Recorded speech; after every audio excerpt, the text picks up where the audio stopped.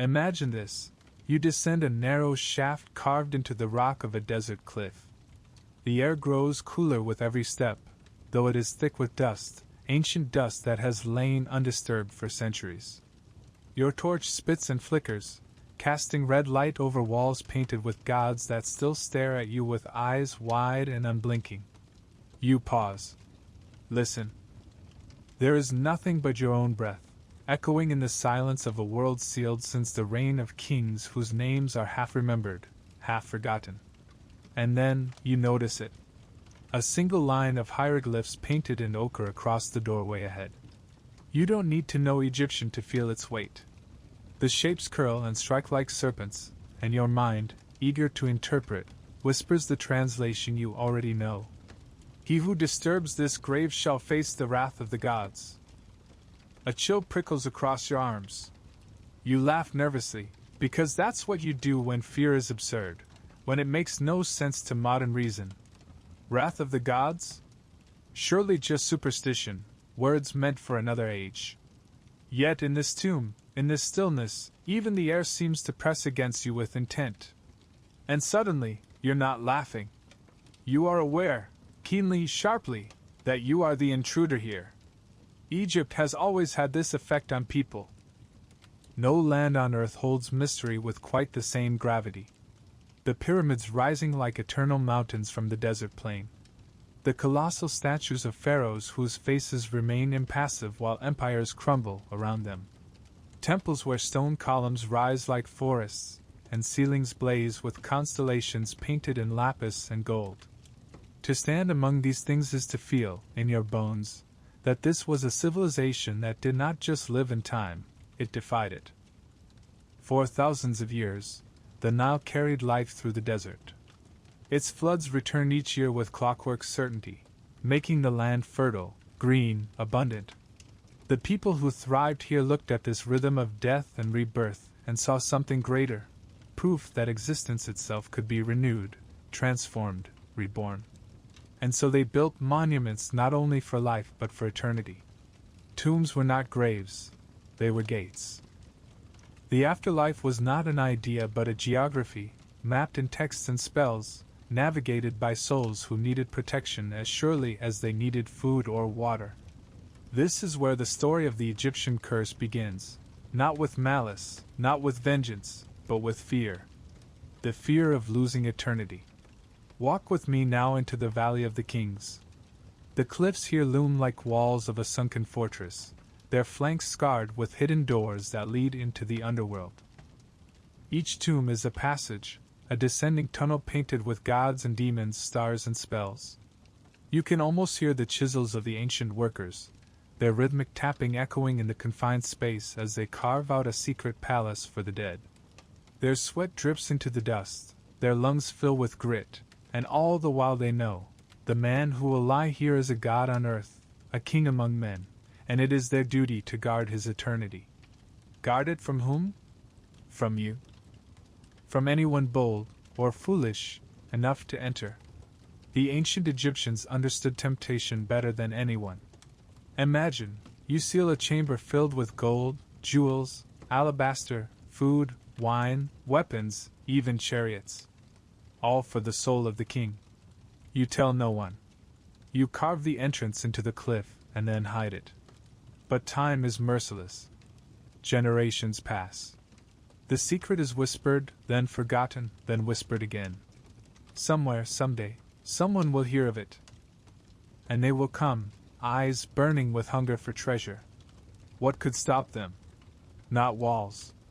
Not locks. Stone can be broken, doors forced. But fear is the strongest lock of all.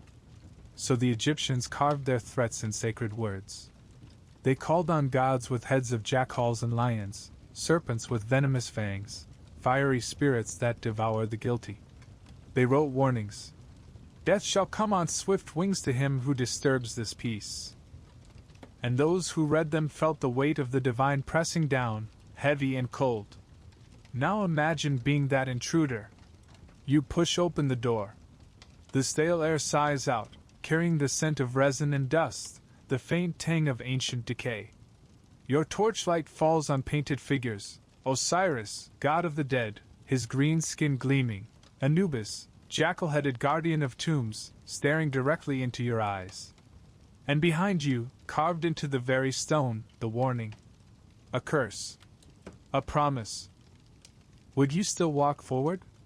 The allure of Egypt is precisely this tension, beauty and dread, wonder and warning. To gaze at the pyramids is to see human ambition raised to impossible heights. But to walk into a tomb is to feel the shadows of belief pressing close, whispering that these monuments were never meant for you. They belong to the dead. And yet, we cannot look away. That is why, even now, the legend of the Egyptian curse endures. It's not just about death or punishment. It's about crossing a boundary, stepping into a world that does not belong to you. Every explorer, every archaeologist, every curious wanderer who peers into a tomb feels it. The question. The whisper. What if it's true? You linger in the tomb's threshold, the warning glowing in torchlight. And here, in this pause, we must turn our gaze not only to the fear itself, but to what it meant. For the Egyptians, a curse was not a story told to frighten children, not a rumor to spice up a tale. It was something far more serious, a thread woven into the very fabric of eternity. To understand why, you have to step into their way of seeing the world. Life for them was fragile, precarious, a daily negotiation with the desert. The Nile gave food, but the sun scorched. Crops flourished, but locusts devoured. Plagues swept through villages, and storms sometimes rose with devastating force. Death was never far away. Yet the Egyptians did not see death as an end, they saw it as a continuation. Imagine standing on the banks of the Nile at dusk. The horizon burns with orange light. To your left, the fertile black soil where barley and wheat sprout, the land of the living. To your right, beyond the river, the desert stretching endless, barren, golden. That desert was more than empty sand. It was the land of the dead. Each sunset was a metaphor, the sun slipping down into darkness, only to rise again reborn the next day. So they buried their kings in the west, the land of night, the threshold between here and forever. A tomb was not simply a place to rest bones.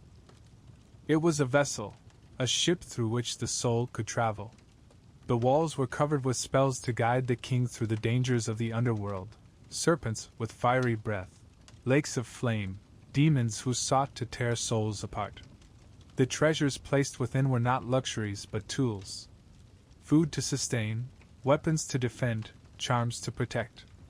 Every item was a shield against dissolution. And with this came the greatest fear of all, disturbance. Think for a moment. What would it mean if the tomb were breached? If the body were damaged? If the offerings were stolen? For us, it might feel like a tragedy, a violation. But for them, it was worse than death. It was the annihilation of eternity. Without the body preserved, the spirit had no home. Without offerings, no sustenance.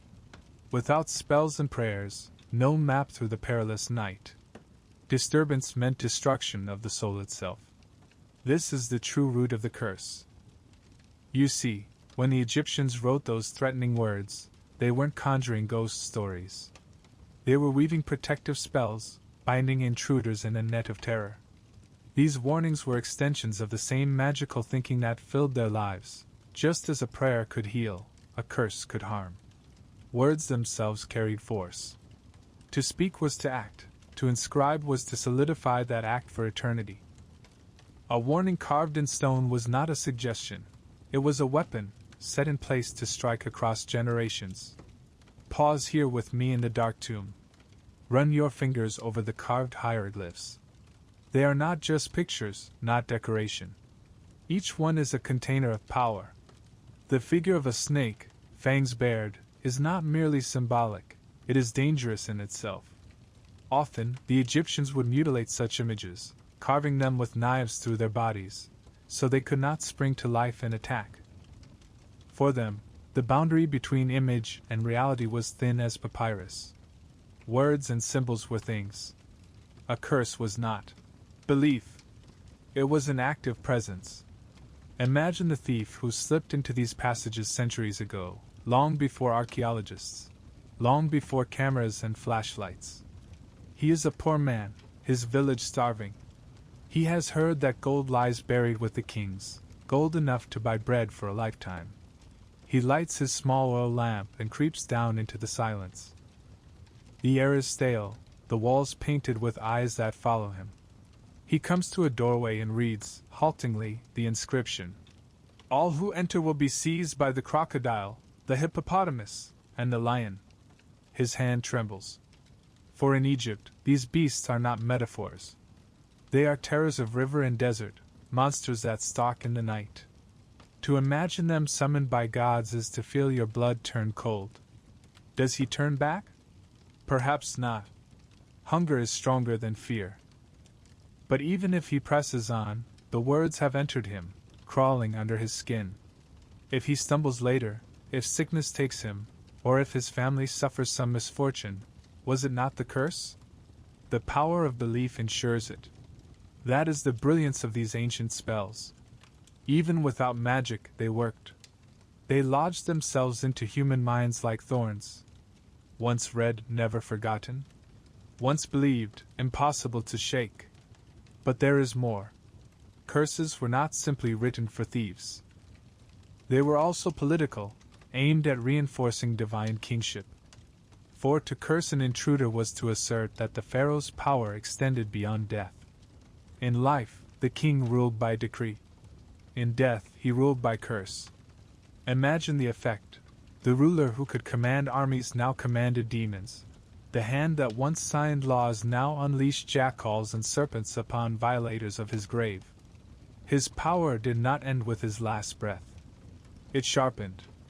It grew eternal. Step deeper with me now.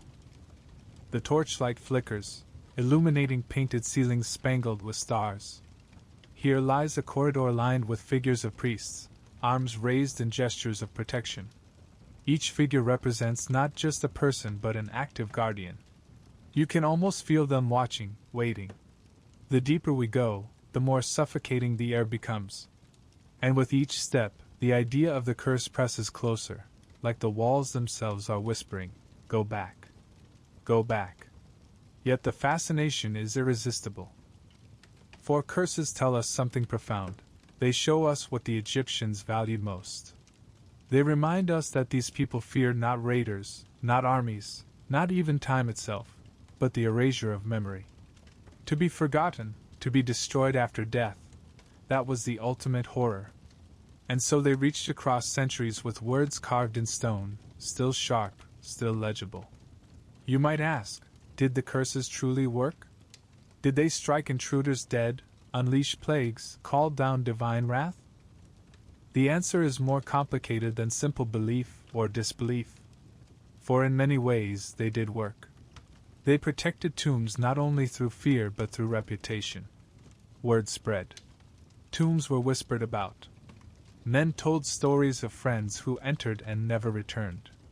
Even when plunderers succeeded, their guilt could eat at them, their misfortunes twisted into evidence of punishment. A curse does not need proof, it only needs fear. And so the idea grew, decade after decade, century after century. A culture of warning, a shadow that clung to every sealed door. Close your eyes for a moment. Hear the desert wind outside, rattling against cliffs. Feel the weight of stone above your head, the endless darkness stretching before you. Imagine being an Egyptian villager, told since childhood that the gods punish the impious, that the dead are jealous of their rest. You would believe the curse not because you had seen it proven, but because the very world around you whispered its truth. And perhaps, even now, some small part of you believes it too.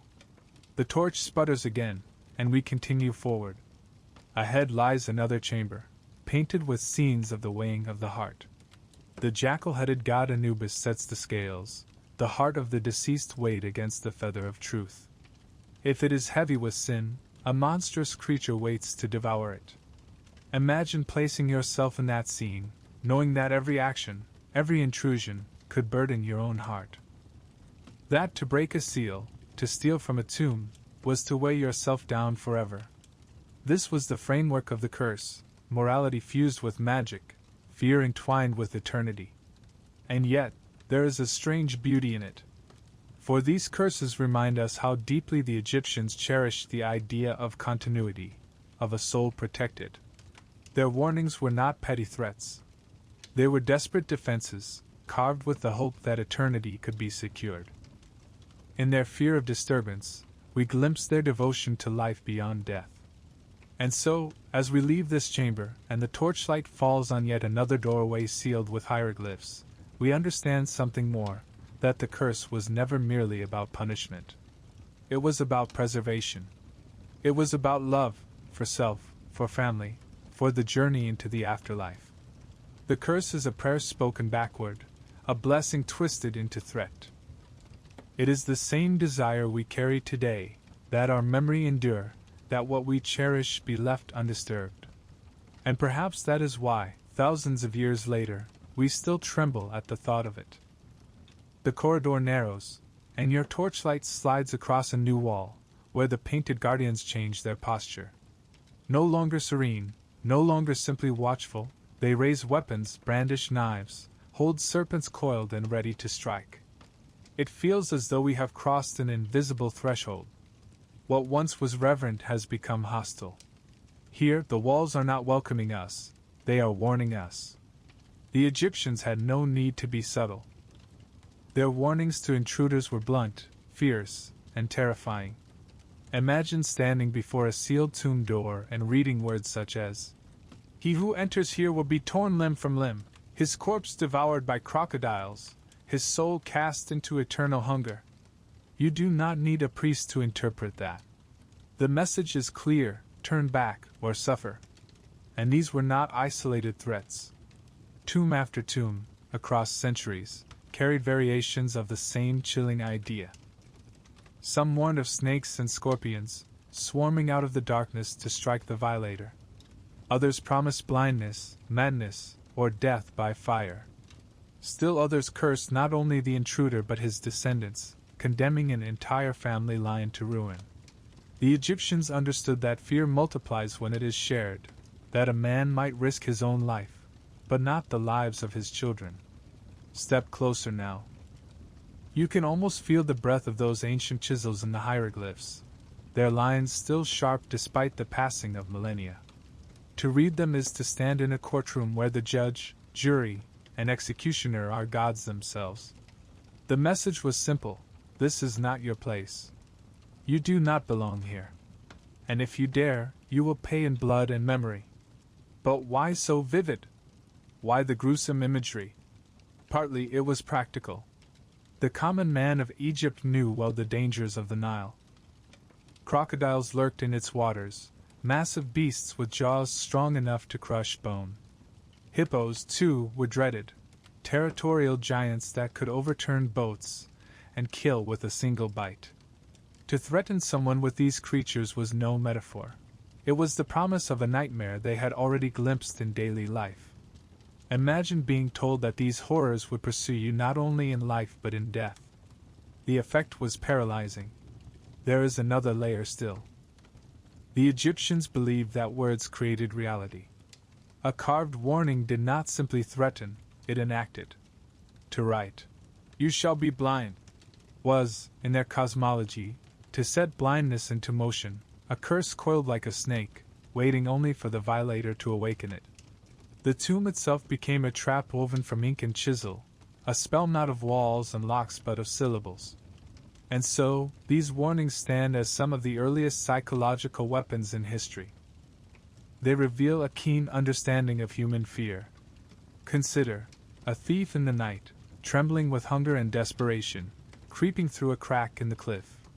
He comes upon a chamber glittering with painted gold, and on its threshold he reads, "Death shall come on swift wings to him who disturbs this peace." His lamp sputters. His hands shake. Even if he continues, the words have already burrowed into his mind. Every shadow becomes a serpent. Every cough a punishment. Every misfortune from that night forward, no matter how mundane, will be traced back to the curse. And in this way, the warnings succeeded. Let me share with you some of the most striking examples scholars have found. In the tomb of Antifi, a provincial governor from around 2100 BCE, an inscription threatens, "As for anyone who shall destroy this tomb, the crocodile shall be against him in the water, the snake against him on land. He who does this shall not be buried, his body shall be cast to the waters." This is not mere poetry. It is a sentence of eternal disgrace. For in Egyptian thought, to be denied burial was worse than death itself. It was obliteration. In another tomb, the intruder is promised that his neck will be twisted, his corpse burned, his soul denied entry into the afterlife. Imagine reading that by flickering lamplight, the smell of stale air heavy in your nostrils, the silence of the tomb pressing like a weight. The imagery alone could freeze a man where he stood. And sometimes the warnings were almost subtle, but no less chilling.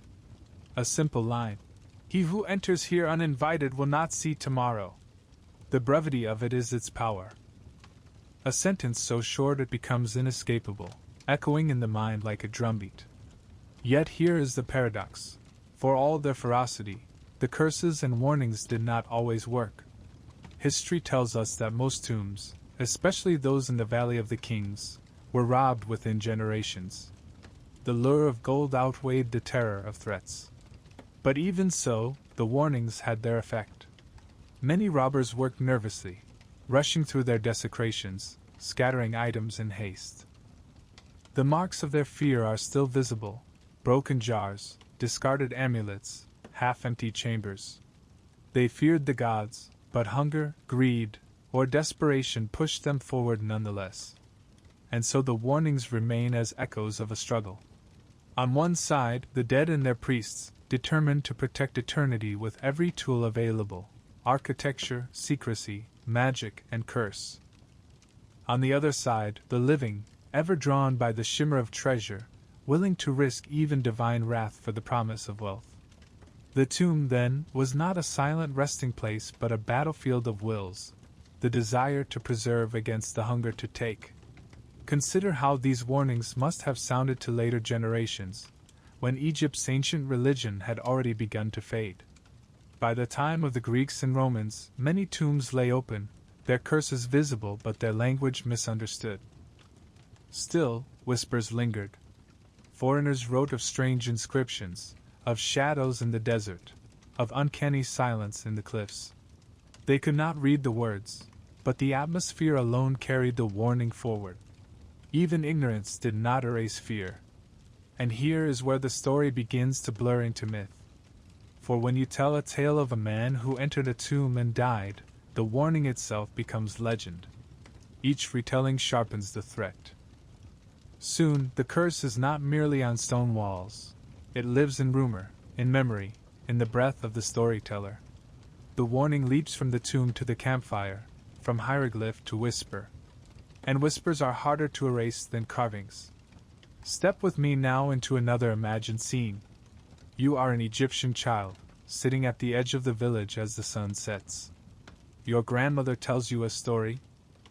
She speaks of a man who once dared to enter a noble's tomb, who laughed at the warning and broke the seals. He returned home that night, she says, but before dawn his skin turned pale, his breath failed, and by sunrise he was gone. His family withered, his crops failed, his name erased. You shiver, staring into the darkness, and you believe. The warning on the tomb has extended into your very bones. You will never dare to step where he stepped. This is how the Egyptians protected eternity, not only with stone and symbol but with fear, with story, with curse. Their warnings were nets thrown into the future, designed to catch even those who had never seen the hieroglyphs themselves. And perhaps, in a way, the warnings still work. For here we are, thousands of years later, still speaking of them, still feeling a shiver at the thought of gods that punish trespass. The tombs are broken, the treasures gone, but the curses remain alive in our imaginations. They have survived not by killing but by haunting. So as we stand here, deep in this tomb, reading words carved 3,000 years ago, We realize that we are not the first to feel this unease. Generations have stood here before us, robbers, priests, explorers, archaeologists, and each has felt the same weight. The warnings reach across time like cold fingers, gripping us even now. And we continue forward deeper still, because the allure is too strong. The warnings have told us to turn back, but we cannot. The torch burns low, the air grows heavier, and ahead lies another chamber, one that glitters with the promise of treasure, temptation itself. And here the story shifts, for the next truth of the curse lies not in the warnings carved on walls, but in the gold hidden behind them, gleaming like fire in the dark. The air changes as you step further into the chamber. It feels thicker, heavier, carrying a faint tang of resin, the smell of embalmed eternity. And then, your torchlight trembles across the surface of something more dazzling than the painted walls, gold. It gleams even beneath the dust, its surface catching fire from the flicker of flame. A chest studded with inlays. A statue with lapis eyes that seem alive. Bowls, bracelets, jars, all sleeping in the dark, waiting for hands that should never have returned. This is the heart of the temptation. Imagine the effect on the first intruders, millennia ago. A peasant farmer, thin from hunger, slips down through a crack in the cliff, perhaps guided by rumor, perhaps by desperation. He expects bones, shadows, maybe a clay jar of beer left for the dead. But what he finds is unimaginable. A chamber filled with treasures that would take his family not merely out of poverty, but into a kind of godlike wealth. Gold enough to buy a lifetime of bread. Jewels enough to dazzle entire markets. How does a man resist? He doesn't. It is here that the Egyptians faced their deepest paradox. They wanted to send their dead into eternity with all the tools, luxuries, and symbols of kingship intact. Yet by doing so, they created irresistible targets for the living. The curse was a lock, yes, but every lock invites the thought of breaking.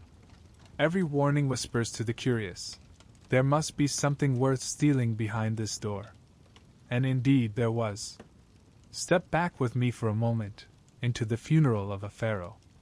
Imagine the procession winding across the desert, priests chanting, mourners wailing. The coffin gleams, painted with gold leaf, carved with protective spells. Behind it, bearers carry boxes filled with treasures, amulets, alabaster jars, chests of linen, weapons inlaid with silver, even toys for the afterlife. Each item is consecrated, blessed, transformed from object to talisman. When the tomb is sealed, all of this is hidden in darkness, meant to remain untouched forever. But eternity is long, and hunger is near. Generations later, when famine strikes, when drought scorches the Nile, when families whisper of children dying with bellies empty, the stories of treasure return. Men speak of the kings who sleep beneath the cliffs with gold enough to feed armies. And temptation becomes unbearable. Some tomb robbers were villagers driven by desperation.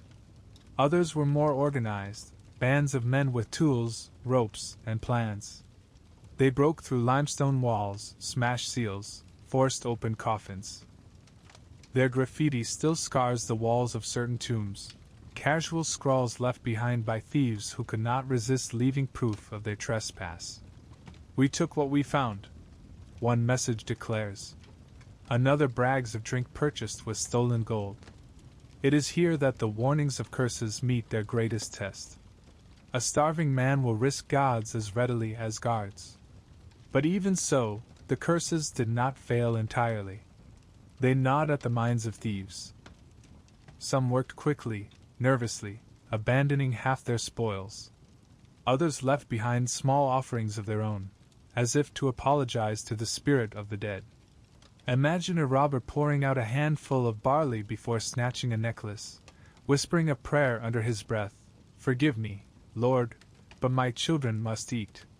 Temptation, then, was not only hunger but reverence twisted by need. But there were others, men not starving but greedy. Officials, priests, even members of the royal household itself. History whispers of corruption in the very heart of Egypt. Priests charged with guarding tombs were sometimes the very ones who opened them. They had access, they had knowledge, and they had the power to cover their tracks. For them, the temptation was not survival but wealth. Wealth that could be traded, flaunted, transformed into influence. And still, the curses hovered. You see, even the most cynical thief could not entirely shrug off the words carved in stone. When sickness followed, when storms destroyed harvests, when accidents claimed lives, whispers spread. Perhaps it was not chance. Perhaps it was the Pharaoh reaching from beyond, punishing those who dared disturb his rest. And so the legend grew, fueled not only by the riches of the tombs but by the disasters that followed. Treasure and curse became twins, bound together. Think now of the psychology of temptation. The tombs did not merely hide wealth, they advertised it. Imagine a sealed doorway in a cliffside, plastered over, marked with royal seals. Why seal something unless it contains something precious? The very act of concealment invited curiosity. The Egyptians knew this, and so they layered defense upon defense, hidden shafts, false chambers, winding corridors designed to confuse. They used architecture itself as a form of deception, turning the tomb into a labyrinth where intruders might lose their way or die in suffocating dark. Yet temptation finds paths. Let me tell you a story preserved from papyrus records. In the reign of Ramesses IX, officials investigated a wave of tomb robberies. The trial transcripts survive, brittle fragments of words spoken thousands of years ago. Thieves confessed to breaking into royal tombs, describing how they tunneled through stone, how they pried open coffins, how they melted down gold for easy carrying. They admitted to finding mummies stripped of their jewelry, their wrappings torn apart. The officials recorded their names, their villages, their methods. And through these dry legal lines, you can still feel the pulse of temptation, the heat of greed that drove them into the dark despite the threat of curses. It is almost comical, in a grim way, to imagine the conversations. A band of men crouched at night outside a hidden entrance, debating. One whispers of gods and wrath. Another insists the priests exaggerate. Another points to his child starving at home. Finally, someone presses forward, chisel in hand, and the rest follow, fear and hunger pulling them into the earth. And always, always, the treasure gleams ahead. But here lies the strange irony. Often the treasure destroyed those who touched it. Not by magic, perhaps, but by consequence. Gold melted and sold drew attention. Stolen goods passed from hand to hand carried suspicion. Many thieves ended up on trial, tortured, executed. Others lived in paranoia, every illness and accident interpreted as the Pharaoh's curse catching up to them. Wealth did not free them from fear, it deepened it. And so, treasure and temptation were both bait and trap. The Egyptians understood this deeply. Their curses were sharpened by it, designed not only to protect wealth but to taunt intruders with the price of taking it. Every warning was a mirror held up to temptation, reflecting the thief's own greed back at him. Pause here with me in this chamber. Look at the objects sleeping in the dark. A golden mask meant to shine in eternity. A necklace of turquoise and carnelian. A chest filled with linen scented with oils that no longer linger. Can you feel the pull? Even now, across thousands of years, even knowing it belongs to the dead, your eyes linger. A flicker of desire rises, to touch, to own, to carry into the light. And then comes the whisper of the warning, the memory of the curse. The dread that perhaps, by even thinking it, you have already trespassed. This is the true genius of Egypt's tombs. They did not simply protect treasure, they turned the treasure itself into temptation, into the spark that would activate the curse. Without gold, there is no robber. Without desire, there is no fear. But with both, fear multiplies, dread deepens, and the story grows. And so we walk further, into the chambers where temptation burned brightest in history. For centuries later, when Egypt lay quiet beneath its sands, it would be these treasures that called out to the world once again. and when modern explorers came with torches and shovels, the curses would rise anew, sharper than ever. For the dead had left their warnings, and the living had ignored them. Ahead lies the most famous doorway of them all, the sealed entrance to the tomb of a boy king, his name whispered in the dust, Tutankhamun. Beyond it waits the greatest discovery of modern archaeology, and with it, the rebirth of the curse in the eyes of the world. The air grows heavier as we press deeper into shadow, and ahead the passage narrows once more. For a long time, the warnings of Egypt lay buried beneath sand, half forgotten, their echoes surviving only in scattered whispers. And then, in the early years of the 20th century, those whispers awoke again, louder than ever, when a sealed door in the Valley of the Kings was pried open after 3,000 years. It was November 1922, and the man holding the lantern was an English archaeologist named Howard Carter. For years he had combed the desert cliffs, convinced that one royal burial still lay hidden. Most scholars doubted him. The Valley of the Kings had already been stripped bare, they said. Whatever had survived the ancient robbers was already catalogued by European collectors. But Carter persisted, and behind him stood the money and faith of his patron, Lord Carnarvon. The story is almost cinematic. After months of digging in heat and dust, Carter's team uncovered a step cut into bedrock. That step led to another, then another. Soon, a staircase sloped down into the earth, blocked at its end by a sealed doorway plastered with royal insignia. The marks were unmistakable, the stamp of Tutankhamun, a boy king who had died young and whose reign had nearly been forgotten. Imagine standing there, lantern in hand, staring at a seal that no one had touched since the Bronze Age. Carter later wrote that his hands trembled as he cut through the plaster.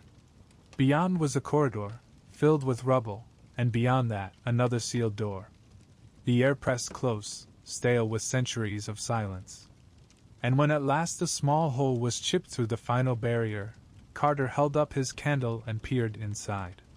His companions waited, their breath caught. "Can you see anything?" Lord Carnarvon asked. And Carter replied with words that have become legend. "Yes, wonderful things." Through that small hole, his eyes had met gold. Everywhere gold. Statues, chariots, thrones, shrines, all crammed into the chamber, gleaming in the darkness like fire trapped in stone. The curse of treasure and temptation had sprung to life once again. But this time, the warnings would follow swiftly. When the tomb was officially opened, the world's press gathered in awe. Photographs captured the dazzling wealth, the glint of lapis and obsidian, the carved faces of gods staring from the shadows. Tutankhamun, dead for more than 3 millennia, was suddenly famous. Yet within months, whispers began to spread of strange misfortunes among those who had entered the tomb. The first and most infamous was Lord Carnarvon himself. The wealthy patron who had funded Carter's search was bitten on the cheek by a mosquito while in Luxor. The wound became infected, blood poisoning set in, and within weeks he was dead. The newspapers pounced on the story, proclaiming it proof of the Pharaoh's curse. It was not only his death but the details that made the story irresistible. On the night he died, the lights in Cairo reportedly flickered out. Back in England, his favorite dog howled and collapsed dead at the same moment. To a public hungry for the supernatural, it seemed as though Tutankhamun had struck from beyond the grave, punishing the man who had dared break his rest. And Carnarvon was not the only one. Over the following years, other members of the expedition suffered accidents and sudden deaths. An American financier who had visited the tomb died of pneumonia. A radiologist who had x-rayed the mummy collapsed mysteriously. A British lord who received gifts from the tomb perished of malaria. Each tragedy, each illness, became another link in the chain of the curse. The newspapers embroidered the tale with lurid detail. "Death shall come on swift wings to him who disturbs the peace of the king," they claimed, citing inscriptions, though in truth, no such line was ever found in Tutankhamun's tomb. It did not matter. The world wanted the curse to be real. and so it became real in story if not in stone. Pause for a moment, and imagine being Carter himself. The man who had spent decades chasing this discovery now found himself surrounded not only by riches but by whispers. He insisted that no curse existed, that the deaths were coincidences, that science and chance explained them all. Yet even he must have felt the weight of it, alone at night in his tent, hearing the desert wind moan against the cliffs. Did he ever glance over his shoulder, wondering if unseen eyes still watched? Did he ever doubt, if only for a heartbeat, that some ancient force had been awakened? And what of the Egyptian workers who had helped dig the tomb? For them, the fear was sharper. Many grew up hearing tales of tomb curses, of spirits that struck intruders blind or mad. Some refused to enter the burial chambers at all. Others muttered prayers as they worked, their eyes darting to painted gods on the walls. For them, the curse was not a newspaper story, it was the living echo of a tradition that had haunted their culture for millennia. The irony, of course, is that Carter himself lived for many years after the discovery, dying peacefully in 1939. But by then, the legend was too powerful to die with him. The curse of Tutankhamun had entered popular imagination, a story that refused to be buried. Consider the timing. The 1920s were an age of fascination with the exotic, when the mysteries of the East enchanted Europe and America. Spiritualism thrived, seances filled drawing rooms, and newspapers competed for the most sensational tales. Against that backdrop, the idea of an Egyptian king reaching across centuries to strike down his violators was irresistible. Every death, every accident, every cough became proof. Belief itself was the curse, wrapping its fingers around the minds of the living. And so, the discovery of Tutankhamun's tomb did not only reveal treasure. It resurrected an ancient fear, reborn in modern imagination. Egypt had whispered its warnings for centuries, and now the world was listening. Stand here with me, then, in that chamber of gold as it first appeared in the flicker of candlelight.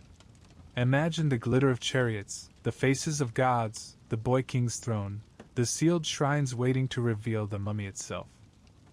And then imagine the silence, the oppressive weight of being watched. Would you have stepped forward? Would you have dared peel back the wrappings of eternity, knowing that the eyes of gods glared from the walls? The curse was not written here, not carved in stone, but it lived nonetheless, breathed into existence by fear, coincidence, and the human hunger for stories that blur the line between wonder and dread.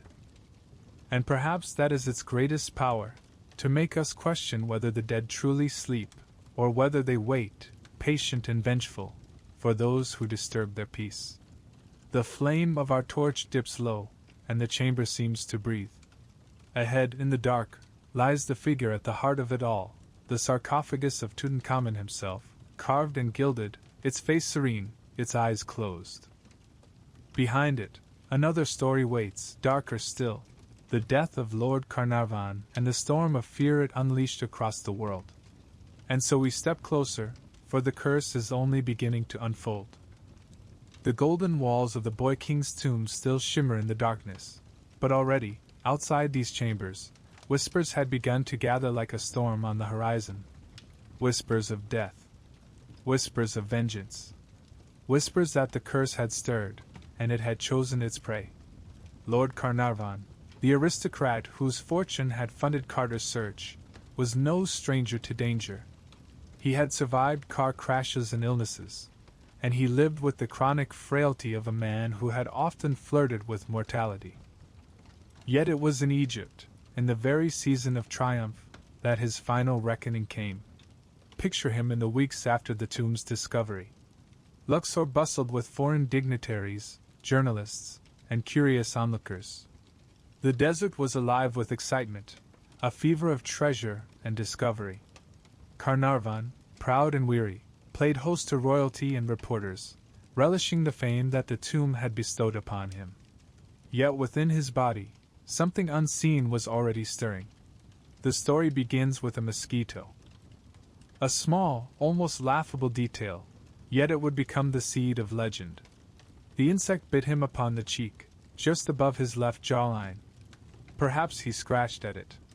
Perhaps the wound festered unnoticed in the heat.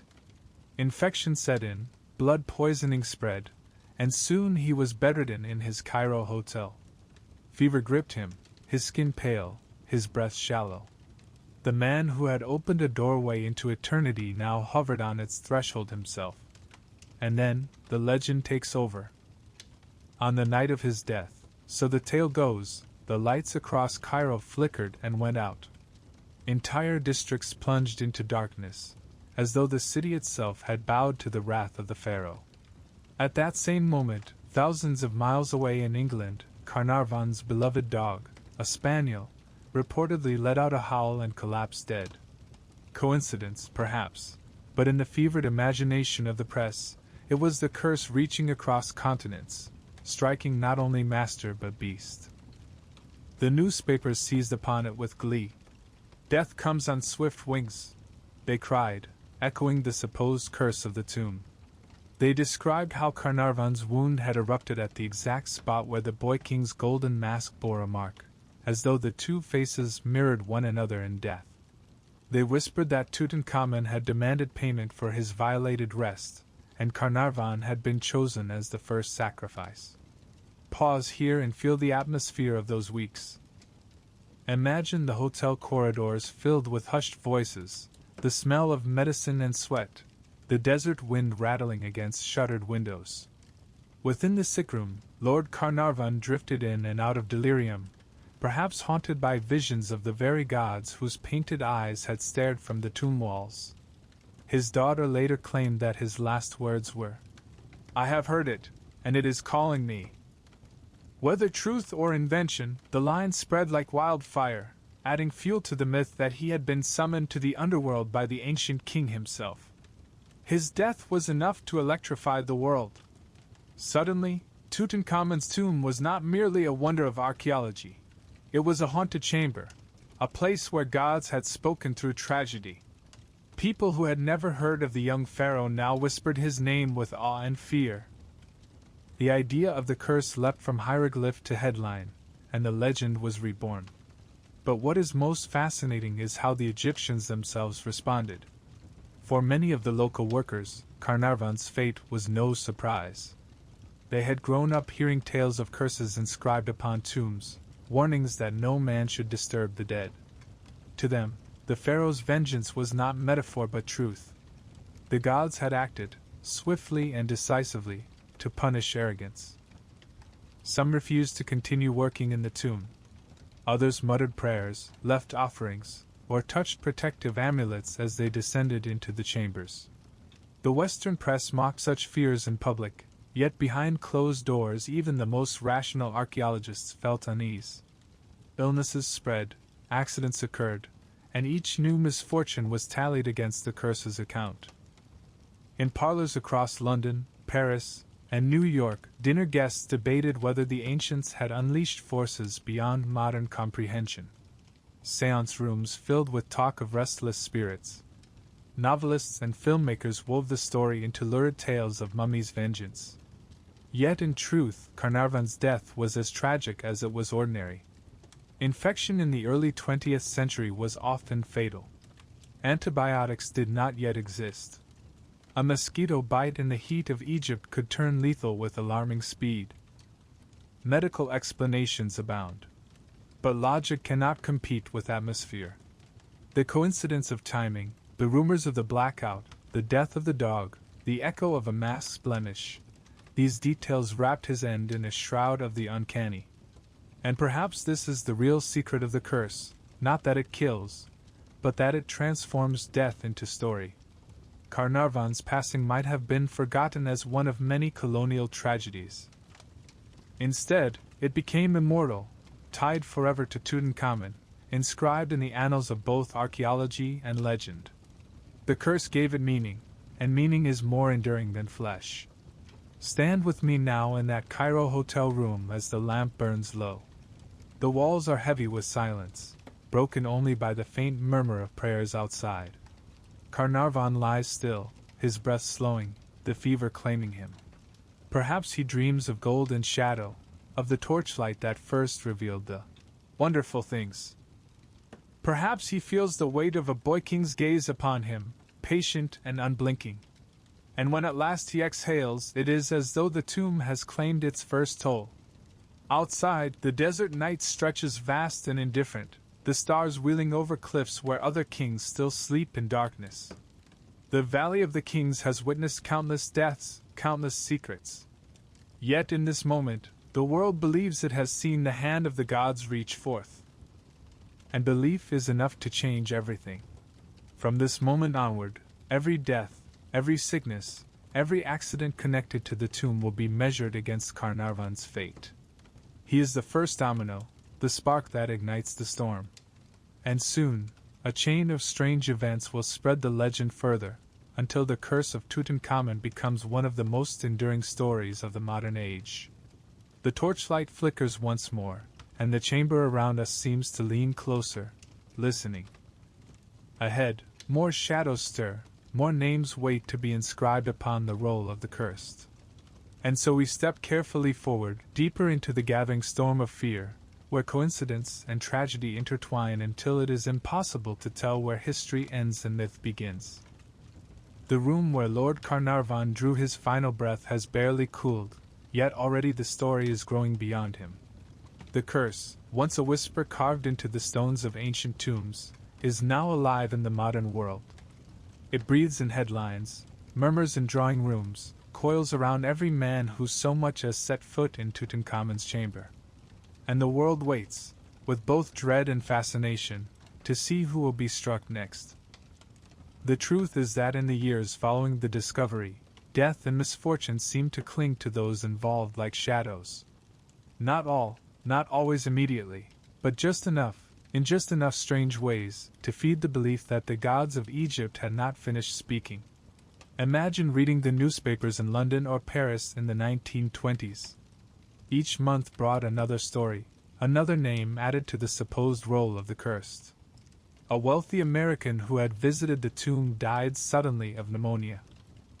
A radiologist who examined the boy king's mummy collapsed after a mysterious illness. A British lord who received gifts connected to the excavation perished of malaria. A secretary was found dead of arsenic poisoning. One man's child died after handling a relic. Each story, alone, could be explained. But together? Together, they formed a pattern too dark to ignore. And here is the strange power of such tales. They do not need to be precise, or even entirely true, to terrify. Rumor is more enduring than fact. If a man broke his leg while riding in Cairo, it was the curse. If another suffered a heart attack, it was the curse. If one simply died, as men do, of time itself, then it was surely Tutankhamun's vengeance. Every misfortune became proof, and every proof fed the fire. Pause with me and picture the Valley of the Kings in those years. Archaeologists still bent over their work, their brushes and picks trembling slightly in the torchlight. Journalists scribbled, exaggerating each detail for hungry audiences back home. Local workers muttered prayers before descending into the chambers, some carrying amulets of protection, others refusing outright to continue. Even Howard Carter, who mocked the idea of curses, must have felt the weight of expectation pressing in. Each morning he woke, each night he went to bed, someone somewhere whispered, "He will be next." It is here that coincidence and psychology intertwine until they are indistinguishable. Consider, a man convinced he is cursed may walk differently, think differently, hesitate at the wrong moment, take risks he would otherwise avoid. Fear alters the body as surely as poison. Some doctors have suggested that psychosomatic illness, sickness born of belief itself, might have played a role in these strange deaths. If you think the gods will strike you down, you may, in time, strike yourself. Yet there were other explanations, colder, more rational, but no less chilling. Scientists have suggested that the tombs themselves might have harbored hidden killers, spores of mold sealed for millennia, bacteria clinging to walls and linens, toxins released when ancient air was disturbed. Inhaling them could weaken lungs, trigger infections, and shorten lives. What better disguise for nature's work than the illusion of a curse? Still, explanations never carry the same weight as stories. And the stories multiplied. Take the tale of George J. Gould, a wealthy American financier. He visited the tomb shortly after its opening. Within days he developed a fever, then pneumonia, and soon after he was dead. To the rational mind, it was a simple case of exposure and illness. To the public, it was unmistakable proof that the curse stretched its hand across oceans. Or consider the fate of Prince Ali Camel Fahmy Bey, a young Egyptian noble who was said to have entered the tomb. Not long after, he was shot dead by his wife in a Paris hotel. Coincidence, certainly. Yet, in the fevered atmosphere of the 1920s, it became another line in the curse's growing legend. One story tells of Arthur Mace, a member of Carter's excavation team, who fell into a coma and never recovered. Another of Sir Archibald Douglas Reed, the radiologist who examined the mummy, who died mysteriously after his work. Even those who never set foot in the tomb but simply handled objects linked to it seemed touched by misfortune. A man in Cairo purchased a relic on the black market and died weeks later. A collector in England displayed a scarab said to be from Tutankhamun's tomb and lost his entire fortune to sudden ruin. Individually, such tragedies can be explained. Collectively, they form a tapestry of dread. And human imagination is quick to stitch those threads together into something larger than chance. Step now into the drawing rooms of London. The year is 1923. The electric lamps flicker as gentlemen and ladies sip tea and murmur of events in faraway Egypt. "Have you heard?" one asks. "Carnarvon is dead. And now Gould, too. And they say more will follow." A hush falls. Faces pale. The curse is no longer a tale whispered by villagers in Luxor. It is the talk of high society, of parliament, of newspapers read across continents. The curse has become international. And all the while, Carter continued his work, methodical, determined, unflinching. He wrote in his journals of the treasures he catalogued, the long hours of dust and heat, the painstaking care given to each artifact.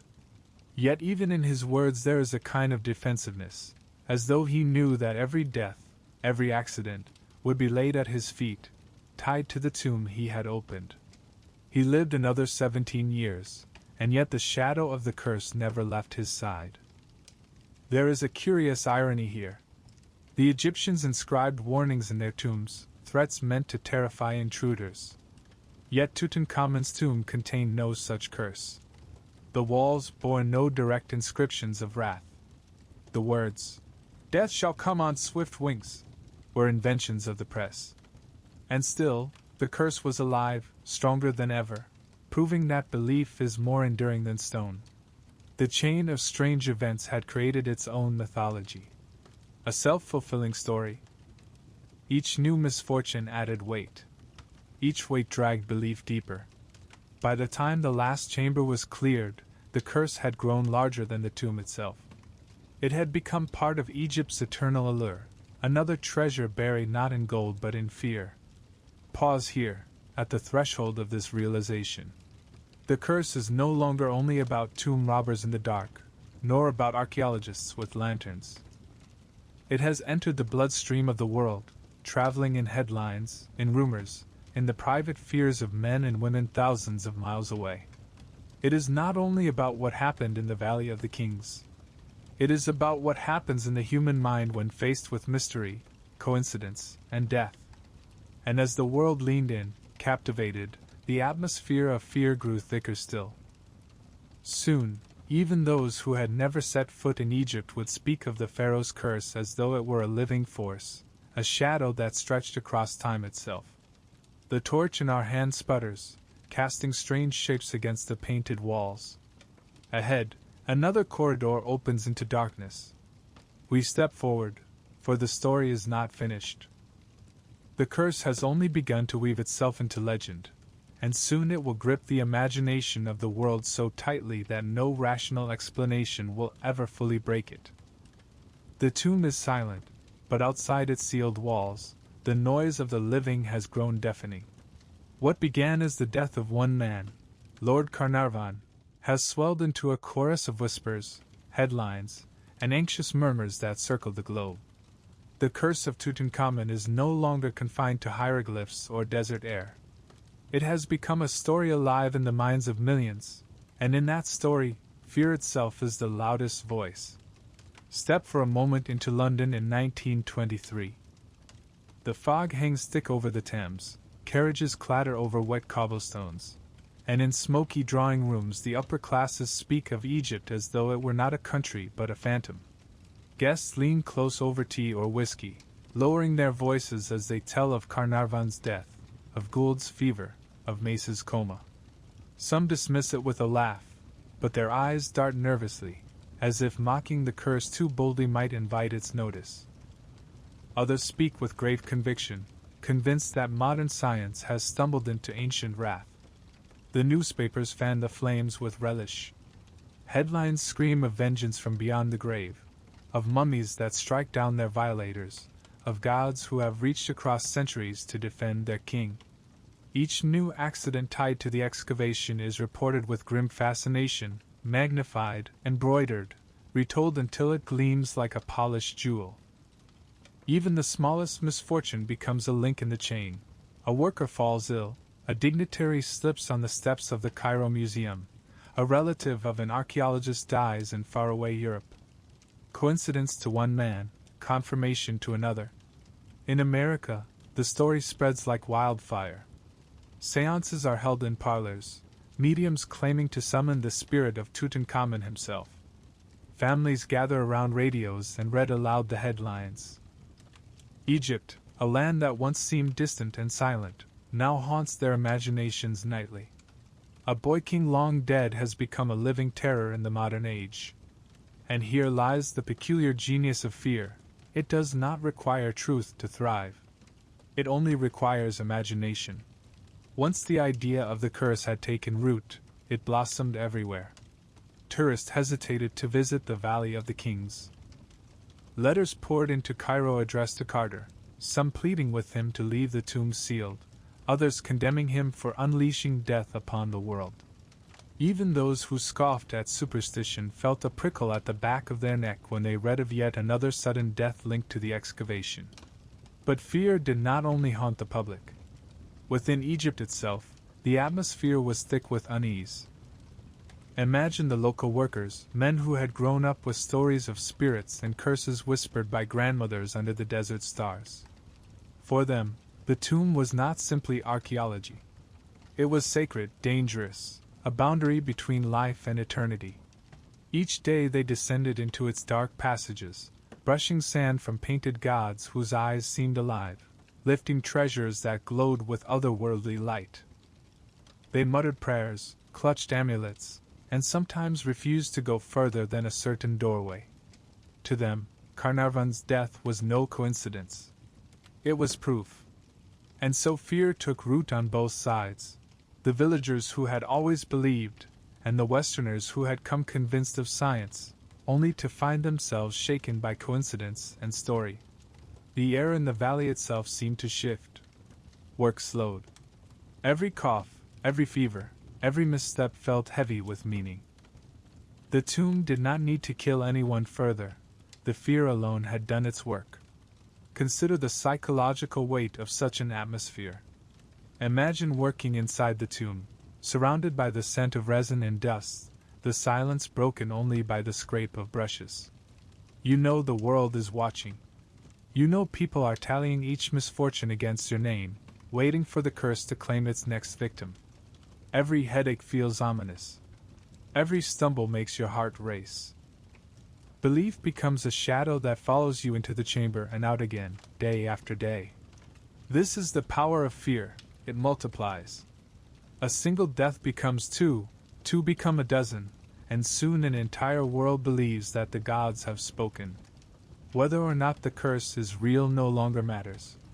What matters is that people behave as though it is. They hesitate, they whisper, they tremble. In this way, the curse has already succeeded. It is worth pausing here to reflect on how much of this atmosphere was crafted not by ancient priests, but by modern men with printing presses. The hieroglyphs in Tutankhamun's tomb contain no explicit curse. Yet newspapers invented one. "Death shall come on swift wings," and the world believed it. The fear was not born solely from stone, but from ink. It was modern media, hungry for sensation, that wrapped the tomb in shadows and convinced millions that Egypt had reached out to punish the living. And yet, does that make the fear less real? When millions believe, when behavior changes, when lives are altered by dread, then the curse, whether fact or fiction, has power. Power over the mind, and through the mind, power over life itself. Picture Howard Carter, sitting alone at his desk by lamplight, papers spread before him, treasures catalogued with meticulous care. He scoffs publicly at the idea of a curse, but he cannot ignore the letters piling up, the questions from journalists, the nervous glances of his colleagues. The air around him is thick with expectation. Even if he is untouched, the curse has ensnared him. His life's work is forever shadowed by the suspicion that he has awakened something best left sleeping. The atmosphere of fear extended beyond the excavation, beyond the valley, beyond even Egypt itself. In Europe, where memories of the Great War still lingered, the story of the curse resonated deeply. Millions had watched death sweep indiscriminately across battlefields, had seen young men vanish into mud and smoke. In that scarred generation, the idea of unseen forces claiming lives felt uncomfortably familiar. The Pharaoh's curse became another echo of a world that seemed increasingly hostile and unpredictable. In America, too, the atmosphere darkened. The Roaring Twenties were full of excess and optimism, but beneath the glitter lay anxiety, economic tension, cultural upheaval, the unease of a rapidly changing world. The curse fit neatly into that mood, a story both thrilling and frightening, a reminder that even the marvels of science and progress could not shield mankind from forces beyond comprehension. And all the while, Tutankhamun's golden mask stared out from photographs, its serene smile belying the chaos it had caused. That face became the emblem of the curse, a boy king who seemed to gaze at the modern world with quiet amusement, as though he knew secrets that would undo the arrogant intruders who had woken him. This atmosphere lingered for years, growing with each retelling. By the time Carter finally completed his work in the tomb, the curse had become inseparable from the discovery itself. You could not speak of Tutankhamun without speaking of vengeance, of fear, of the mysterious chain of deaths. It became part of the treasure, as enduring as the gold itself. And so, in the stillness of the valley, a strange irony took shape. The priests who painted the walls had tried to protect the tomb with curses, to frighten away intruders. Their words faded, their warnings went unread.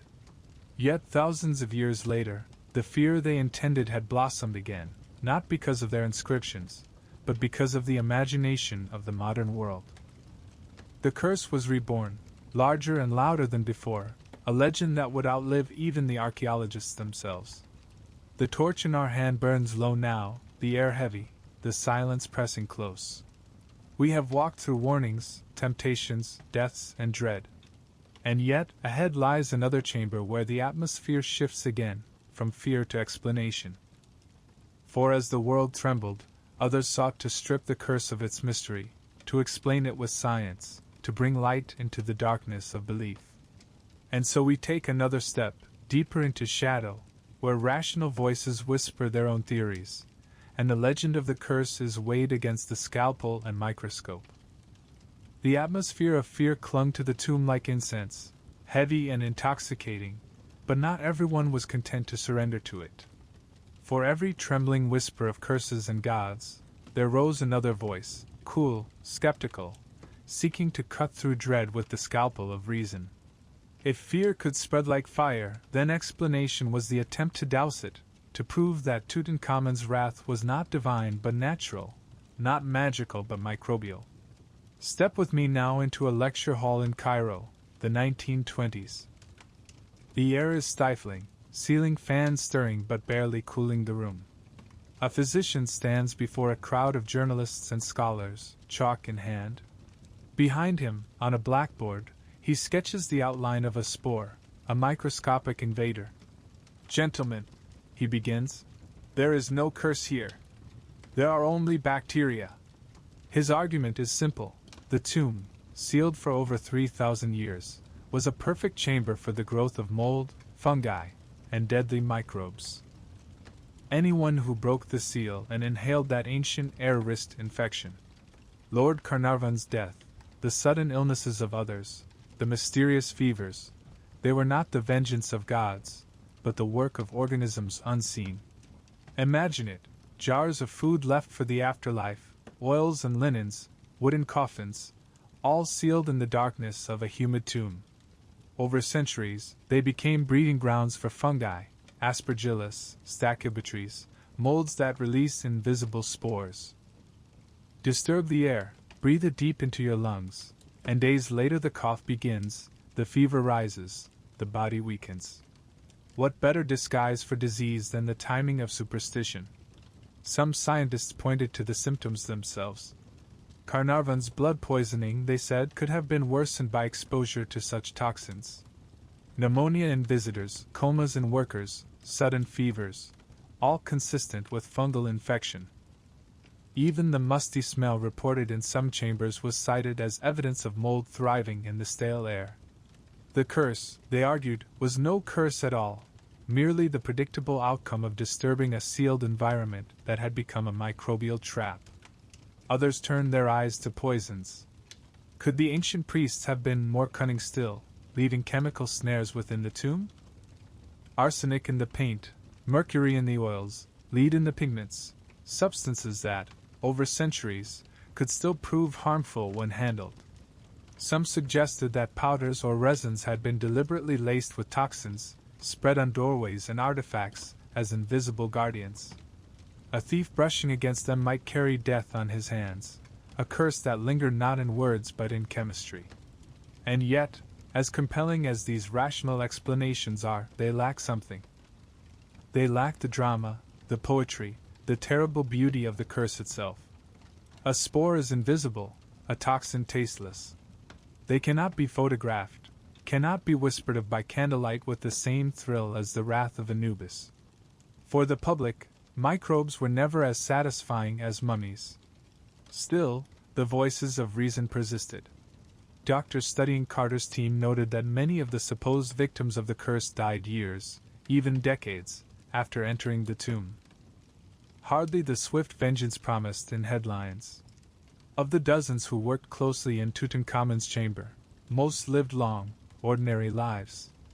The curse, when measured carefully, seemed far less lethal than rumor suggested. Take Howard Carter himself. He spent years inside the tomb, breathing its air, touching its treasures. He lived until 1939, 17 years after the discovery, and died not of mysterious plague but of lymphoma, a disease unrelated to curses or coffins. Many of his colleagues likewise survived well into old age. Statistically, their mortality was no higher than any other group of men of their era. If this was a curse, it was strangely selective, striking a handful while sparing the majority. But here is the fascinating paradox. Logic does not erase fear. Even when doctors spoke of mold, even when scientists measured spores, the public still whispered of wrath. Because reason explains how but not why. Why Carnarvon, and not Carter? Why Gould so swiftly, and others not at all? Coincidence may satisfy the scientist, but it leaves the human heart uneasy. We crave meaning more than mechanism. A curse provides that meaning, neat and terrible. He died because he trespassed. Step now with me into a museum, where Tutankhamun's treasures lie displayed under glass. Tourists shuffle past, marveling at the golden mask, the inlaid daggers, the jeweled collars. Somewhere in the crowd, a guide leans close to his group and whispers, "You know, they say all who touched this tomb died." The group shivers, eyes widening, even as a plaque nearby explains the fungal theory in clinical detail. Which story lingers longer in the mind, the one of microbes, or the one of mummies? And yet, rational explanations have their own haunting beauty.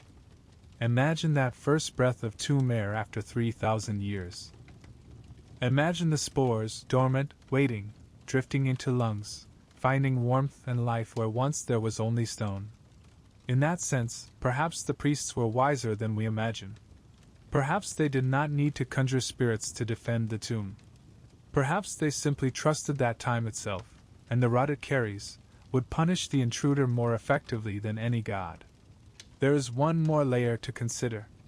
Psychology itself, the power of belief to shape the body. Doctors call it the nocebo effect, the dark twin of the placebo. If a man believes he is cursed, his body may falter, his health decline, his heart weaken under the weight of dread. Fear can make the pulse race, the stomach knot, the immune system collapse. A man convinced he is doomed may stumble into accidents, grow reckless with despair, or sicken from stress alone. The curse, then, is not carved in stone but in the mind. And the mind, as we know, is a treacherous ally. So which explanation is correct? Mold, poison, psychology? Or perhaps all three, woven together like threads in a shroud.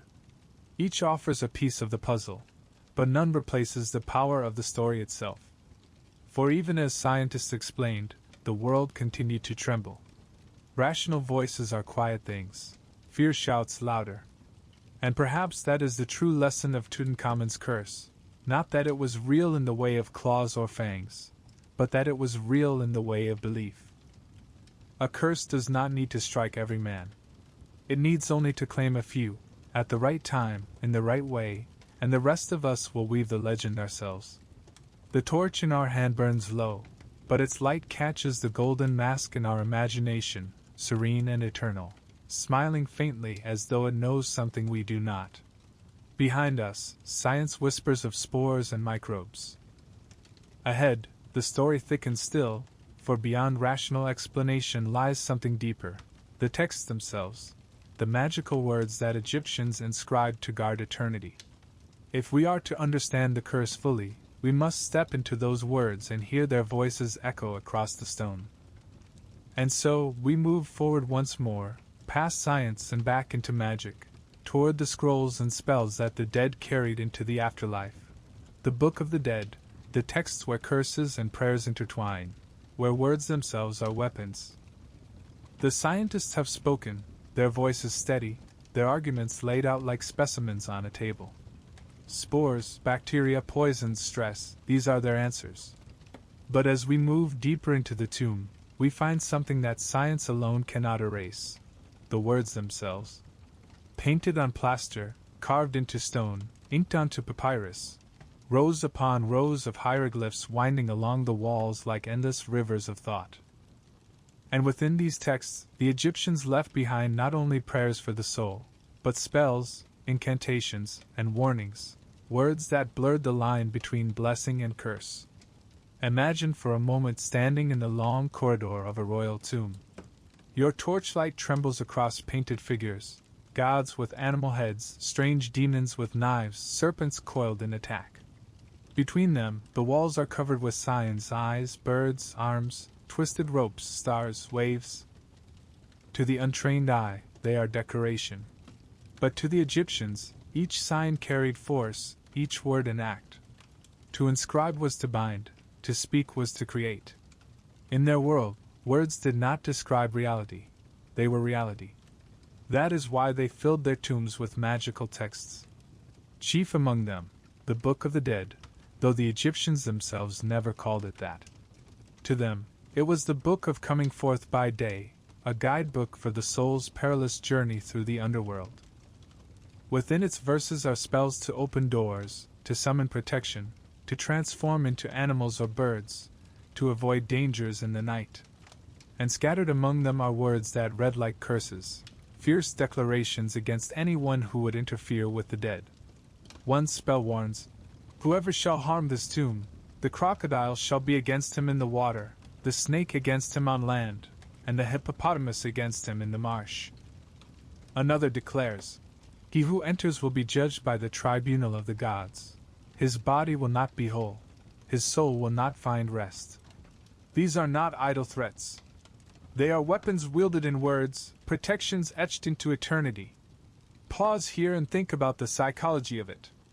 For the Egyptians, the afterlife was a perilous landscape filled with dangers both real and symbolic. A soul needed every tool possible, amulets, prayers, offerings, spells, to survive. The texts on the walls were like fortifications, not only protecting the dead from the demons beyond but also from the living who might disturb them. To read these words aloud, to inscribe them, was to set a trap that lasted forever. And the Book of the Dead was only one source.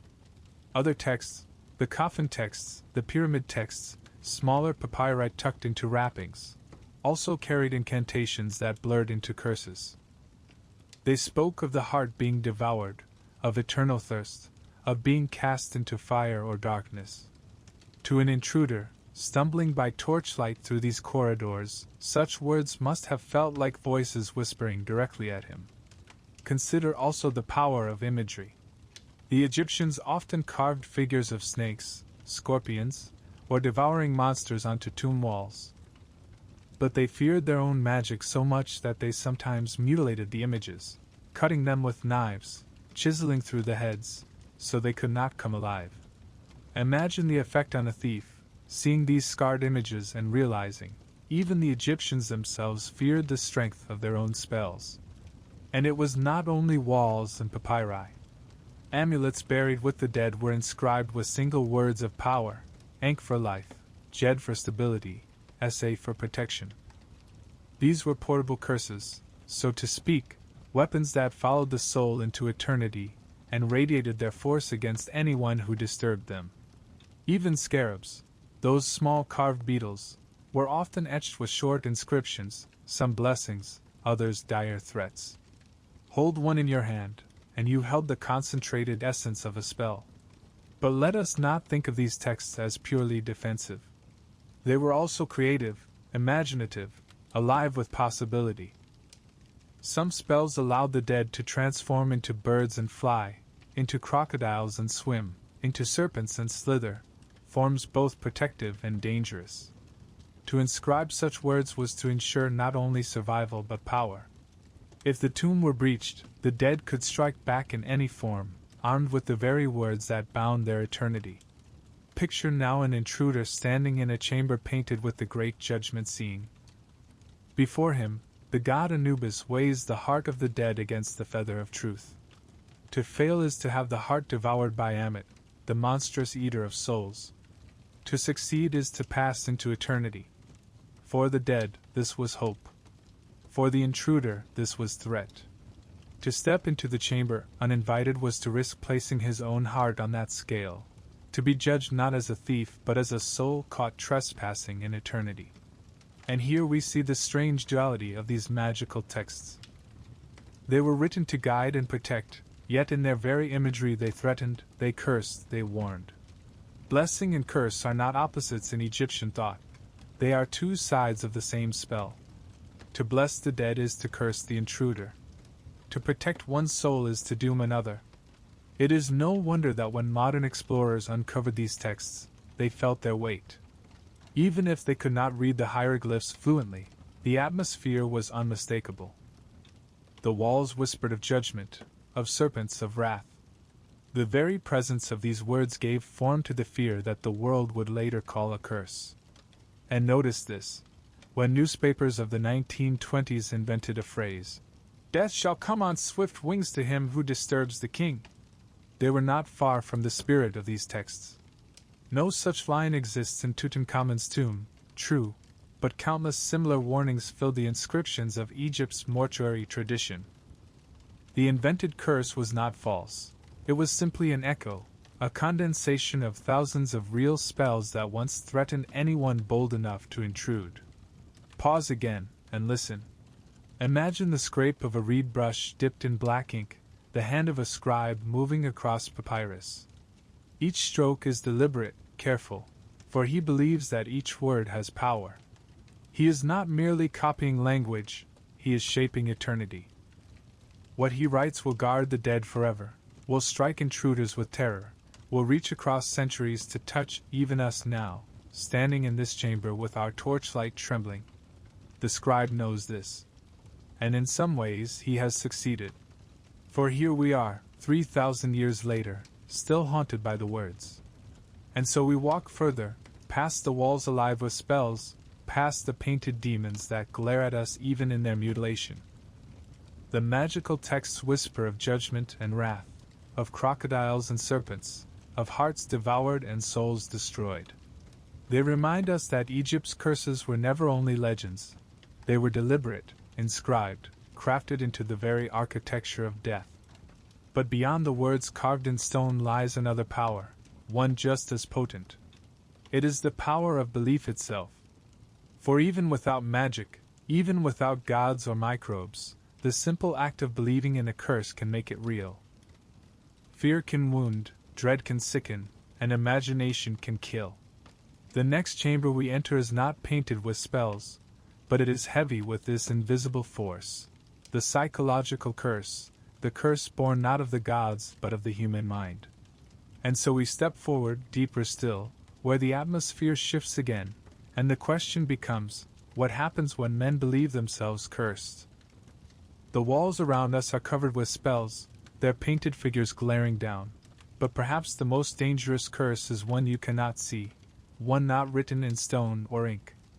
It is the curse that lives inside the human mind, waiting to be awakened by fear, belief itself.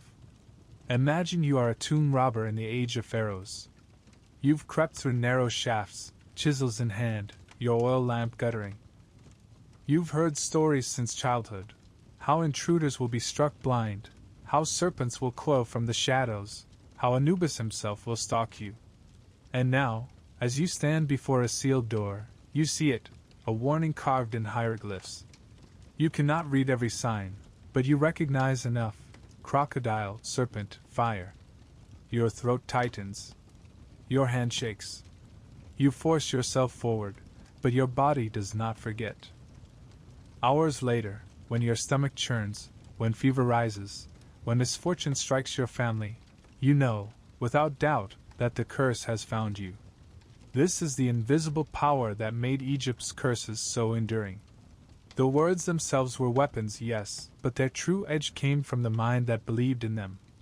A man who believed himself doomed was already halfway to the grave. Even in the modern world, belief has shown its power. Consider the strange deaths linked to Tutankhamun's tomb. Rational explanations abound: microbes, infection, coincidence.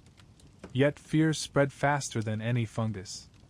Newspapers magnified it, public imagination fed it, and soon even those untouched by the tomb felt its chill. Dinner guests in London refused to speak Tutankhamun's name aloud. Visitors to Cairo trembled when they approached the museum. Some claimed to feel a weight in the air, an invisible gaze. Belief was contagious, and like a true disease, it sickened those who carried it. Doctors know this effect well. They call it the nocebo, when fear itself harms the body. A man convinced he has swallowed poison may begin to vomit, his pulse racing, his breath failing, even if he drank nothing but water. Fear floods the blood with stress hormones, weakens the heart, suppresses the immune system. Over time, it kills as surely as any blade. In this way, a curse does not need to be real in order to work. It needs only to be believed. And belief is stronger than reason. Think of Howard Carter, who lived many years after the tomb's discovery. He dismissed the curse as superstition, called it nonsense. Yet even he must have felt the tension, the constant question in every eye that looked at him. Why are you still alive? Imagine carrying that expectation for 17 years, a shadow always at your back. To live under a curse is to be told, every day, that death is stalking you. Even survival becomes uncanny, a defiance of prophecy. The Egyptians understood this. They knew that fear could outlast stone, that terror could echo across centuries. Their curses were written not only for the gods, but for the minds of men. Words carved into tombs were not meant to physically strike down intruders. They were meant to plant a seed of dread, to ensure that any harm that followed, natural or accidental, would be attributed to the wrath of the dead. And once that seed took root, the curse lived on. Pause for a moment and think of your own life. Have you ever felt your pulse race in the dark after hearing a ghost story? Have you ever shivered at the thought of being watched, even when you knew you were alone? That sensation, that sudden, irrational certainty, is the same power that made curses thrive. The Egyptians built their defenses not only with stone and gold, but with the architecture of the human imagination. And belief, once born, spreads like fire. When Lord Carnarvon died, people across continents believed it was no coincidence. When others sickened or fell, the belief deepened. Each new misfortune reinforced the story. Soon, fear itself became evidence. If someone stumbled in the valley, it was the curse. If someone coughed, it was the curse. If someone had a nightmare, it was the curse. The atmosphere became self-sustaining, a loop where belief fed fear, and fear fed belief. This cycle is as old as humanity. In villages across Egypt, stories were told of tombs that killed trespassers, of spirits that clawed at the living. Mothers warned their children never to play near ancient doors. Travelers whispered of companions who vanished after disturbing graves. None of it needed to be true in every detail. The act of telling, of believing, gave it life. And once alive, stories never truly die. Now imagine being a European visitor in the 1920s, standing in the Valley of the Kings. You've read the newspapers, seen the headlines. You walk past cliffs riddled with hidden tombs, their entrances like mouths sealed against time. The sun beats down, but the air feels cold. Somewhere in your chest, your heart pounds harder than it should. You know the curse is just a story. And yet you feel it. That is the power of belief, to make shadows thicker, to make silence louder, to turn chance into destiny. This is why curses endure when rational explanations fade. Mold and microbes are facts, but they are not stories. Belief transforms coincidence into narrative, accident into prophecy. It gives death a reason, a shape, a voice. And the human mind, ever hungry for meaning, chooses belief over randomness every time. Perhaps that is the truest curse of all, our refusal to accept chance. We want order in chaos, punishment for trespass, justice for arrogance. The idea that death strikes randomly, that fate is blind, is unbearable. Better to believe that the gods watch us, even if their gaze is wrathful. Better to believe that a boy king still guards his sleep, than that the world is silent and indifferent. And so, belief itself becomes immortal. It does not matter that Tutankhamun's tomb carried no inscription of curse. It does not matter that Carter lived long, that statistics contradict the legend. The curse survives because people need it to survive. It explains the inexplicable, binds tragedy into narrative, and keeps alive the sense that the ancient world still breathes in the dust and stone. Pause here with me, deep in the tomb. The torch burns low, and the painted gods glare down. You feel the weight of their eyes. You know, rationally, that they are stone and pigment. Yet your body whispers otherwise. Your skin prickles. Your breath catches. That is belief, seeping into your bones, making the unreal feel real. That is the curse, alive in you. And so we move onward, deeper into the dark. We have seen how belief makes curses live, how the mind itself can be the deadliest weapon. But Tutankhamun's tomb was not the only stage for such legends. Beyond him, across Egypt and beyond, other excavations would also find themselves haunted by tragedy. Each new story fed the myth, until the curse became not just the tale of one boy king, but of Egypt itself. Ahead lies another chamber, another set of shadows. The torchlight reveals not Tutankhamun, but others, archaeologists, explorers, collectors, whose fates became woven into the same tapestry of fear. Their stories remind us that the curse was never confined to a single tomb. It was, and remains, a shadow cast over every intrusion into the realm of the dead. And so we step carefully forward, toward the other famous cases that carry the legend deeper into the world. The air in the Valley of the Kings still hangs heavy with fear, but the curse of Tutankhamun is not the only story whispered in desert winds. No, his is simply the brightest jewel, the one that dazzled the world in the age of photography and newspapers.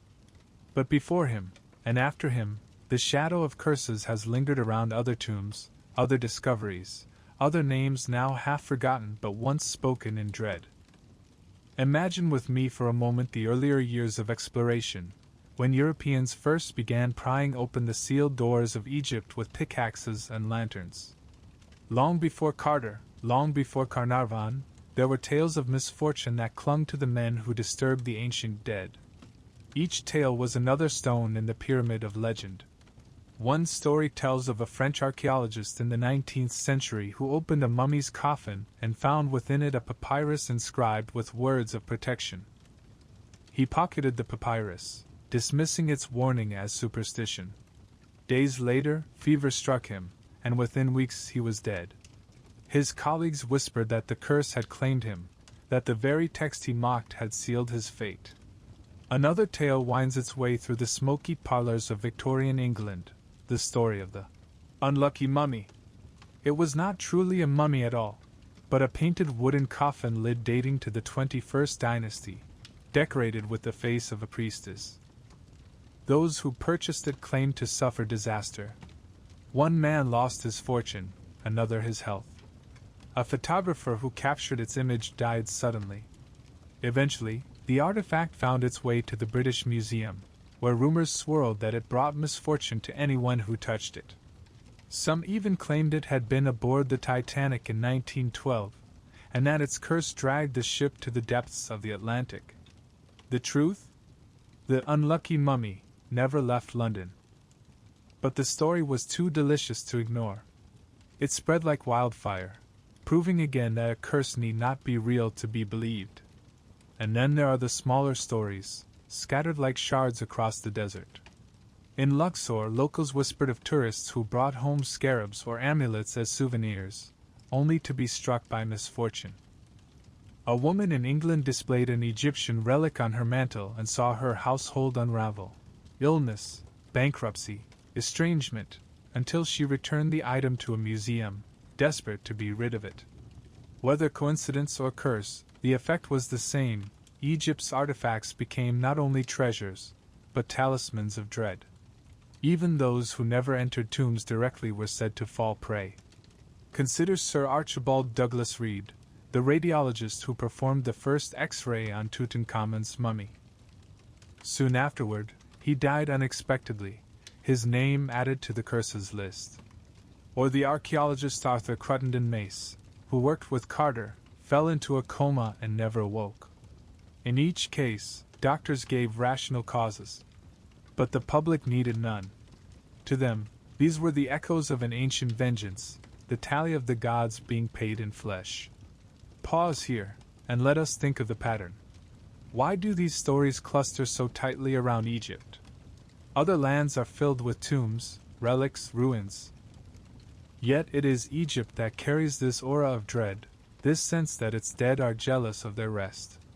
Perhaps it is the sheer majesty of its monuments, pyramids rising like mountains, temples vast as cities, tombs painted with gods and demons. Perhaps it is the strangeness of its art, the inhuman eyes of its statues, the animal-headed deities that seem to stare across time. To the Western mind, Egypt has always seemed both wondrous and alien, beautiful and unsettling. A perfect cradle for curses. And it is worth noting, many of these cases were embroidered, exaggerated, even invented by journalists hungry for drama. But that, too, is part of the power. For a curse does not depend on fact, it depends on retelling. Once a story of misfortune is tied to an Egyptian relic, it is almost impossible to separate them again. The artifact becomes a character in the tale, forever shadowed by its supposed wrath. Consider again the unlucky mummy. Even today, visitors to the British Museum sometimes ask to see it, half afraid, half thrilled. It sits quietly in its case, wood and paint, nothing more. Yet around it swirls a century of fear, gossip, and legend. People lean close, whispering, imagining that by staring into the painted eyes they are tempting fate. The curse survives not in the object, but in the mind of the beholder. And yet, there are enough genuine coincidences to give the legends teeth. Archaeologists in Egypt did sometimes die young, struck by disease, by heat, by accident. Tourists did sometimes fall ill after purchasing relics. Museums did sometimes report misfortunes linked to their collections. Each of these stories, once linked to Egypt, became magnified into proof of the curse. The pattern grew so strong that even the most rational men were caught in it. The famed novelist Sir Arthur Conan Doyle, creator of Sherlock Holmes, declared in all seriousness that Carnarvon had died because of elementals guarding the tomb, spirits placed there by priests to strike intruders. His words, printed in newspapers, gave the curse the endorsement of a man associated with reason and deduction. How could the public resist? The chain of cases lengthened, stretching across continents. Each new name, whether archaeologist, financier, tourist, or collector, became another bead on the string, another reminder that Egypt's dead were not to be trifled with. The curse had escaped its tombs. It was now everywhere, a shadow clinging to any object, any story, any life touched by the sands of the Nile. Pause once more and feel the weight of this realization. The curse was never confined to Tutankhamun. He was the brightest flame, but the fire had many sparks. Each case, true or false, tragic or coincidental, added to the atmosphere of dread. Together they wove a tapestry that stretched across centuries, until Egypt itself seemed less a nation than an enchantment, a land where the dead still reached out their hands to strike the living. And so we walk further, the torchlight flickering against walls where painted eyes watch us still. We have passed through warnings, temptations, deaths, fear, explanations, and belief. We have seen how curses attach themselves not only to tombs but to every relic, every whisper. But there is still more to uncover. For behind the stories, behind the accidents and the superstitions, lies a question that lingers like a shadow. Did the priests of Egypt know more than we think? Did they set traps, not of words, but of substances and devices, that made their curses real in ways modern science is only beginning to understand? The air grows colder, the corridor narrowing once again. Ahead lies another chamber, its walls painted with priests holding incense and knives. It is here, in the heart of ritual, that we will search for the secrets of those who serve the dead, and ask, did they craft the curse not only in words, but in hidden hands? The torchlight flickers, and the smoke curls against the painted walls, where rows of priests are shown offering bread, pouring libations, burning incense. Their role was not only ceremonial. They were guardians of eternity, custodians of the most precious treasure Egypt possessed, the passage of a soul into the afterlife. To serve as a priest was to straddle two worlds, the living and the dead, carrying secrets that few outside their ranks would ever know. And among those secrets were curses. We must not imagine curses as the idle scribbles of a fearful people. No, they were crafted with care, woven into ritual, carved by trained hands, spoken in sanctuaries where ordinary men dared not tread. The priests were more than holy men. They were magicians, chemists, engineers, masters of both word and substance. To them, a curse was as practical a tool as a lock or a guard. Imagine the rituals of embalming. A body laid upon a stone table, its flesh anointed with oils and resins, its organs removed and placed in canopic jars, its skin wrapped in linen while priests murmured spells. This was not merely preservation, it was transformation, turning mortal flesh into something eternal. And the same knowledge that allowed them to preserve could also be turned toward destruction. For what preserved one man could poison another. Consider the resins and unguents they used. Many contained substances toxic to humans, bitumen, lead-based pigments, even arsenic. To an embalmer, these were sacred tools sealing the body against decay. But to an intruder, unprepared, they could be deadly. A thief prying open a coffin might inhale fumes that weakened his lungs, sicken his body, and send him to an early grave. Was it deliberate? Did the priests intend their embalming to double as a trap? Or was it a fortunate accident that the materials of eternity became weapons of vengeance? We cannot know. But the effect was the same. Some scholars have even suggested that tombs themselves may have been engineered with dangers in mind. Imagine a corridor sealed with powdered substances, fine as dust, waiting for centuries until a stone was broken and the air carried it into intruding lungs. Imagine resins painted on doors, releasing toxins when touched.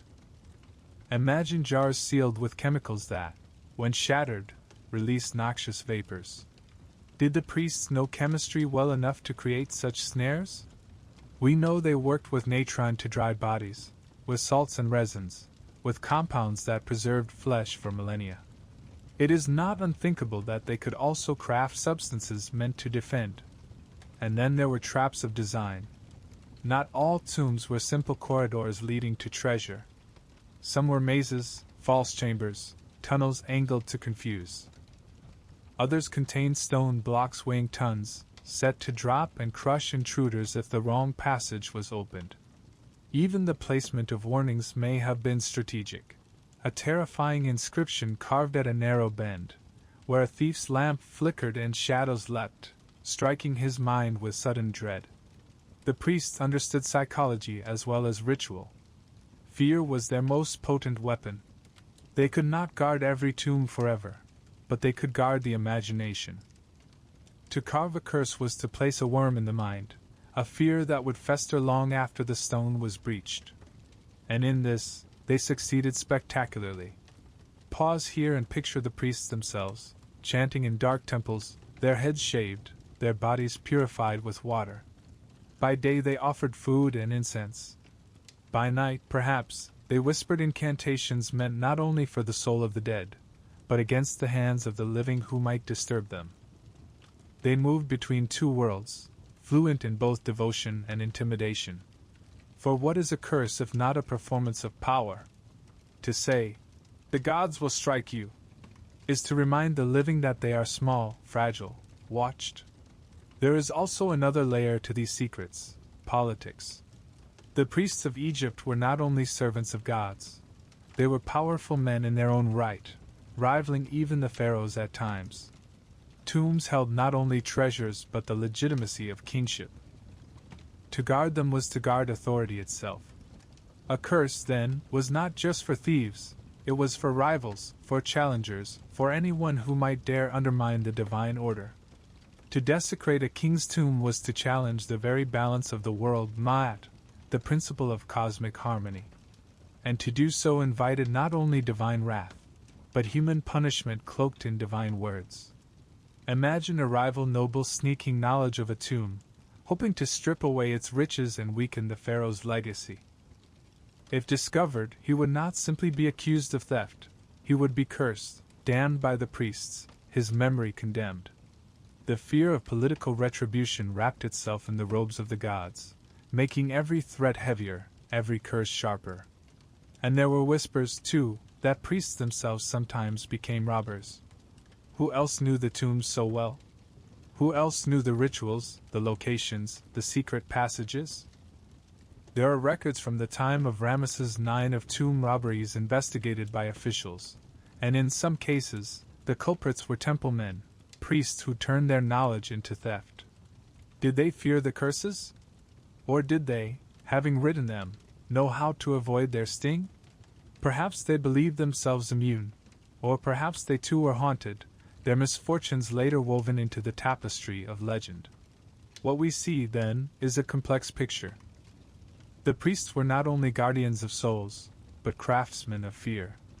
They used words as weapons, substances as snares, architecture as traps. They carved curses into stone, but they also embedded them in minds, turning intruders into their own executioners. And whether by magic, by poison, by design, or by imagination, their work has endured. Look again at the painted priests on these walls.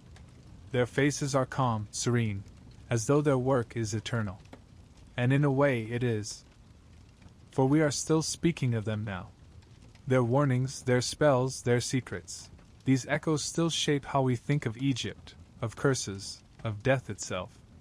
The priests have achieved what they desired most, eternity. Not only for the kings they served, but for themselves, their voices still whispering through the ages. And yet, as we move forward, another truth emerges. The curse was not only protection, it was weaponized belief, used not just to guard the dead, but to shape the living. It was cultural, political, spiritual propaganda, designed to remind everyone of the power of gods and kings. If we want to understand the curse in its fullness, we must step out of the tomb and into the wider world, where these threats became more than private spells. They became cultural weapons, sharpened by priests, wielded by kings, feared by all. And so, the torchlight leads us onward. The air shifts, carrying the faint smell of incense. Ahead, another chamber opens, its walls not filled with treasure but with proclamations, reminders that curses were never only about tombs. They were about power, order, and the unbroken reach of Egypt's gods. The corridors of the tomb grow quiet, and as we press further, the air changes again. No longer are we only in chambers of treasure, guarded by painted gods and hidden snares. We are stepping into the realm of politics, where curses themselves were wielded like weapons, not only against thieves in the dark, but against the living, against rivals, against entire peoples who needed reminding of the gods' endless reach. To understand this, we must see curses as the Egyptians themselves did, not as superstition, but as law, as proclamation, as cultural weaponry. For to inscribe a curse upon a tomb was to declare, in stone, that divine order stretched beyond death, that the authority of the king and the gods was eternal. It was a message not only to the robber crouching with a chisel, but to the world at large. Disturb this, and you disturb the balance of the universe. Consider the concept of Ma'at, that delicate principle of balance, justice, and cosmic order. To the Egyptians, every act of life was measured against Ma'at. A curse was not merely vengeance, it was the reassertion of balance. To rob a tomb was not simply theft, it was a rupture in the harmony of the world. And so, the curse declared that such an act would bring chaos upon the violator. Disease, famine, blindness, eternal hunger, these were not punishments alone, but corrections, restoring the equilibrium that had been broken. In this way, curses became propaganda. They reminded the living of the consequences of defying the divine. They reinforced the idea that the king was more than a man, that even in death, his authority endured, and his guardians, divine and human alike, were ever watchful. Step with me now into the great temples of Karnak or Luxor, where hieroglyphs stretch across towering walls. Among the prayers and praises, you will find curses carved into stone, curses not against tomb robbers, but against enemies of the state. Foreigners, rebels, those who dared challenge the king's armies, many were condemned in words as potent as any spell. The very walls promised their destruction, that their lands would wither, their children perish, their names be erased forever.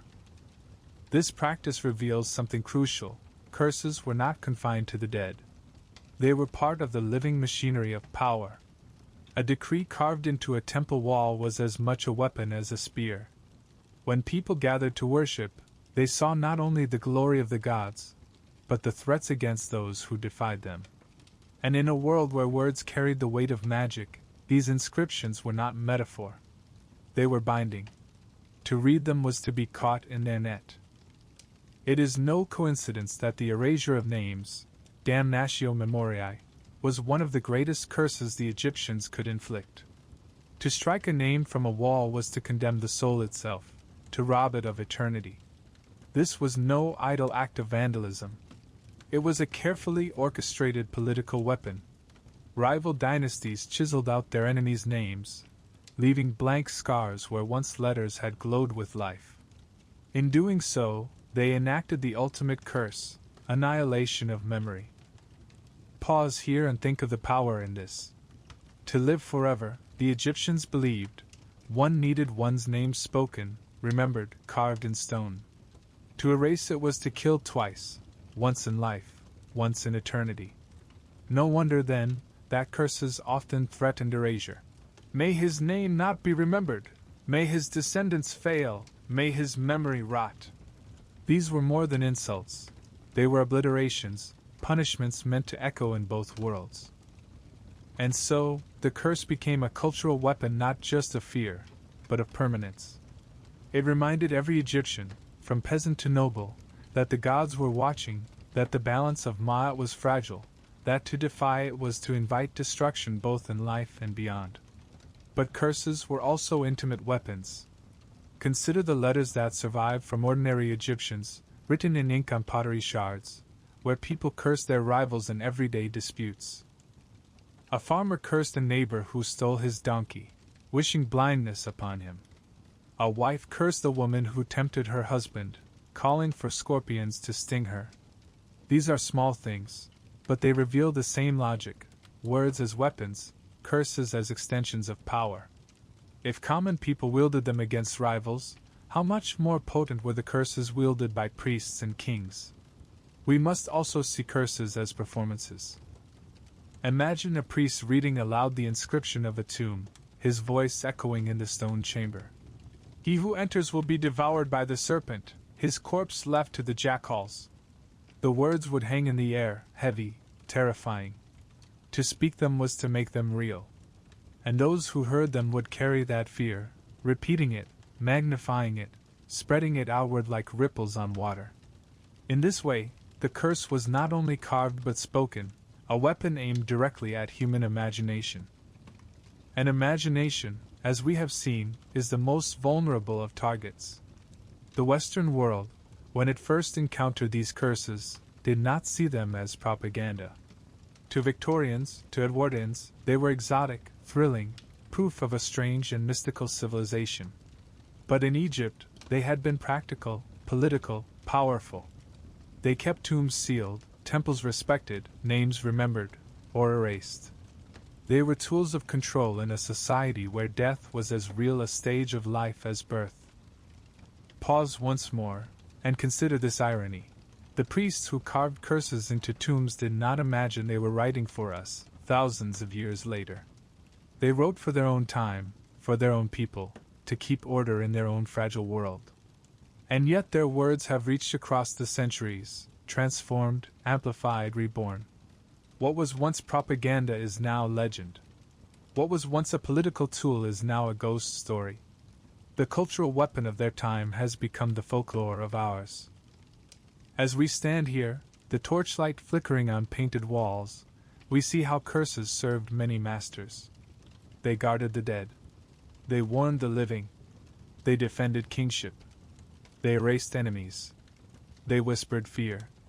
They carried power not only in what they promised, but in what they reminded everyone, that Egypt's gods and kings endured, watching, judging, punishing. And this is why, even today, we feel a shiver at the thought of curses. They were never just about robbers and tombs. They were about us, all of us, reminded that the past still has teeth, that words can bite across millennia. The air grows still, and the walls seem to lean closer, painted figures half in shadow. The torch trembles.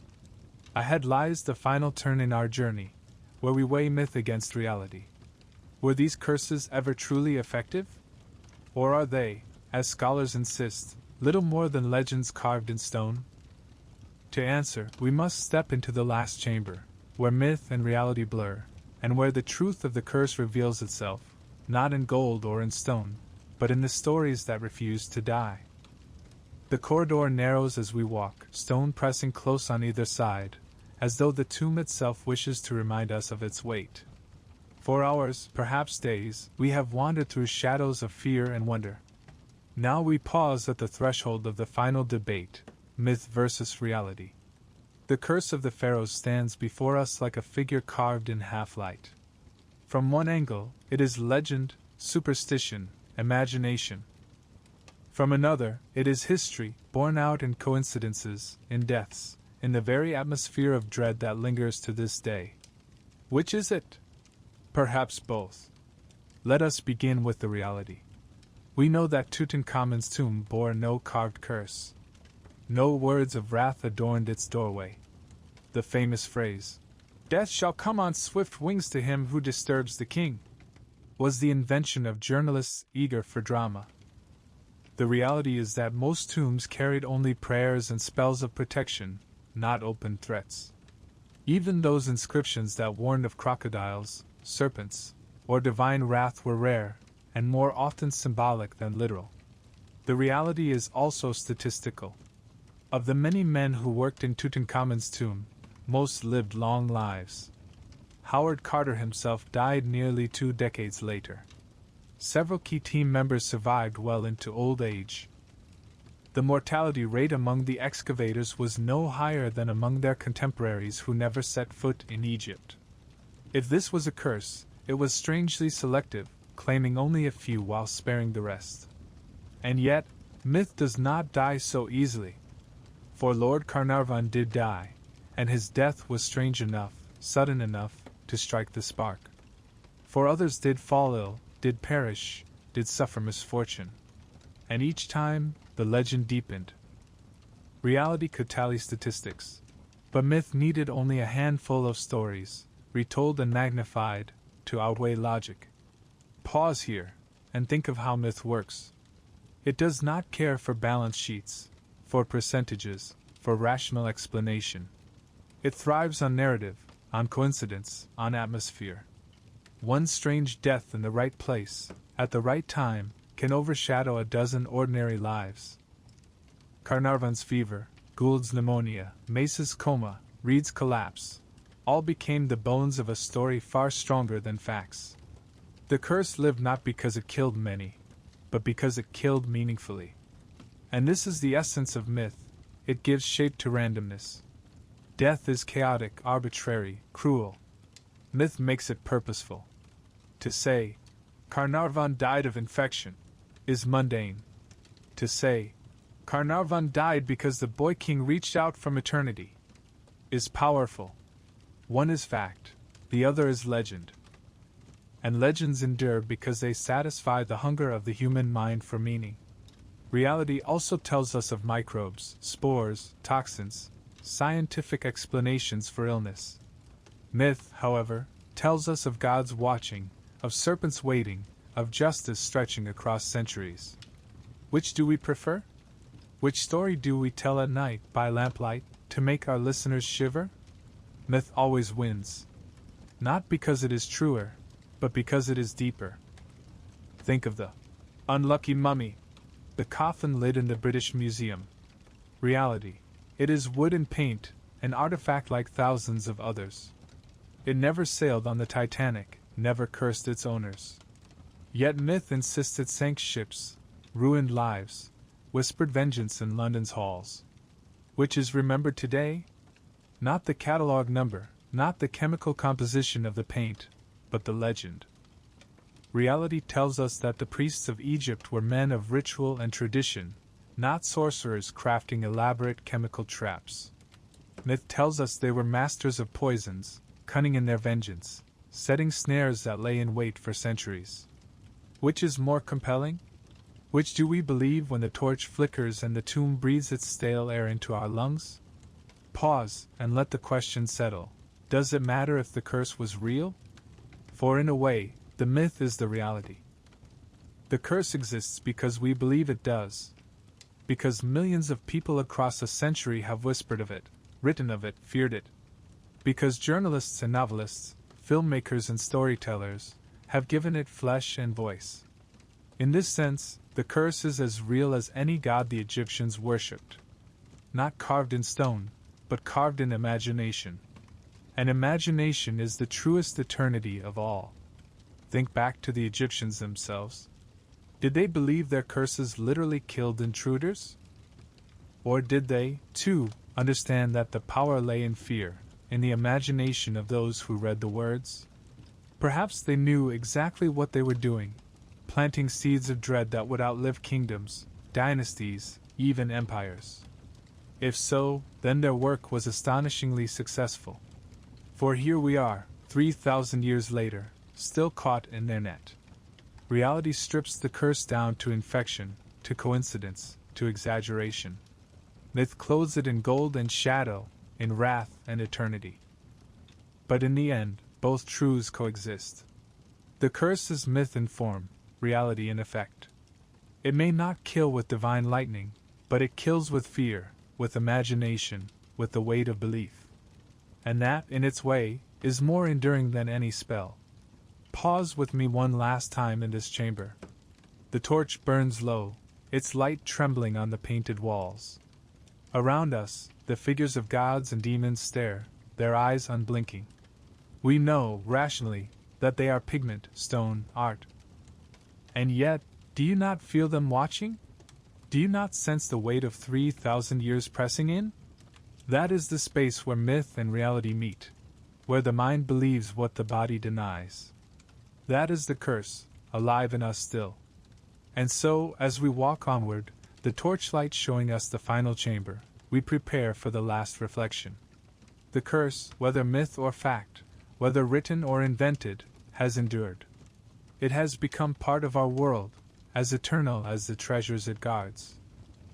In this last passage, we will see how those ancient words still echo today, how spells written for the dead now live in the stories of the living, guiding us into the strange twilight where fear and faith blur.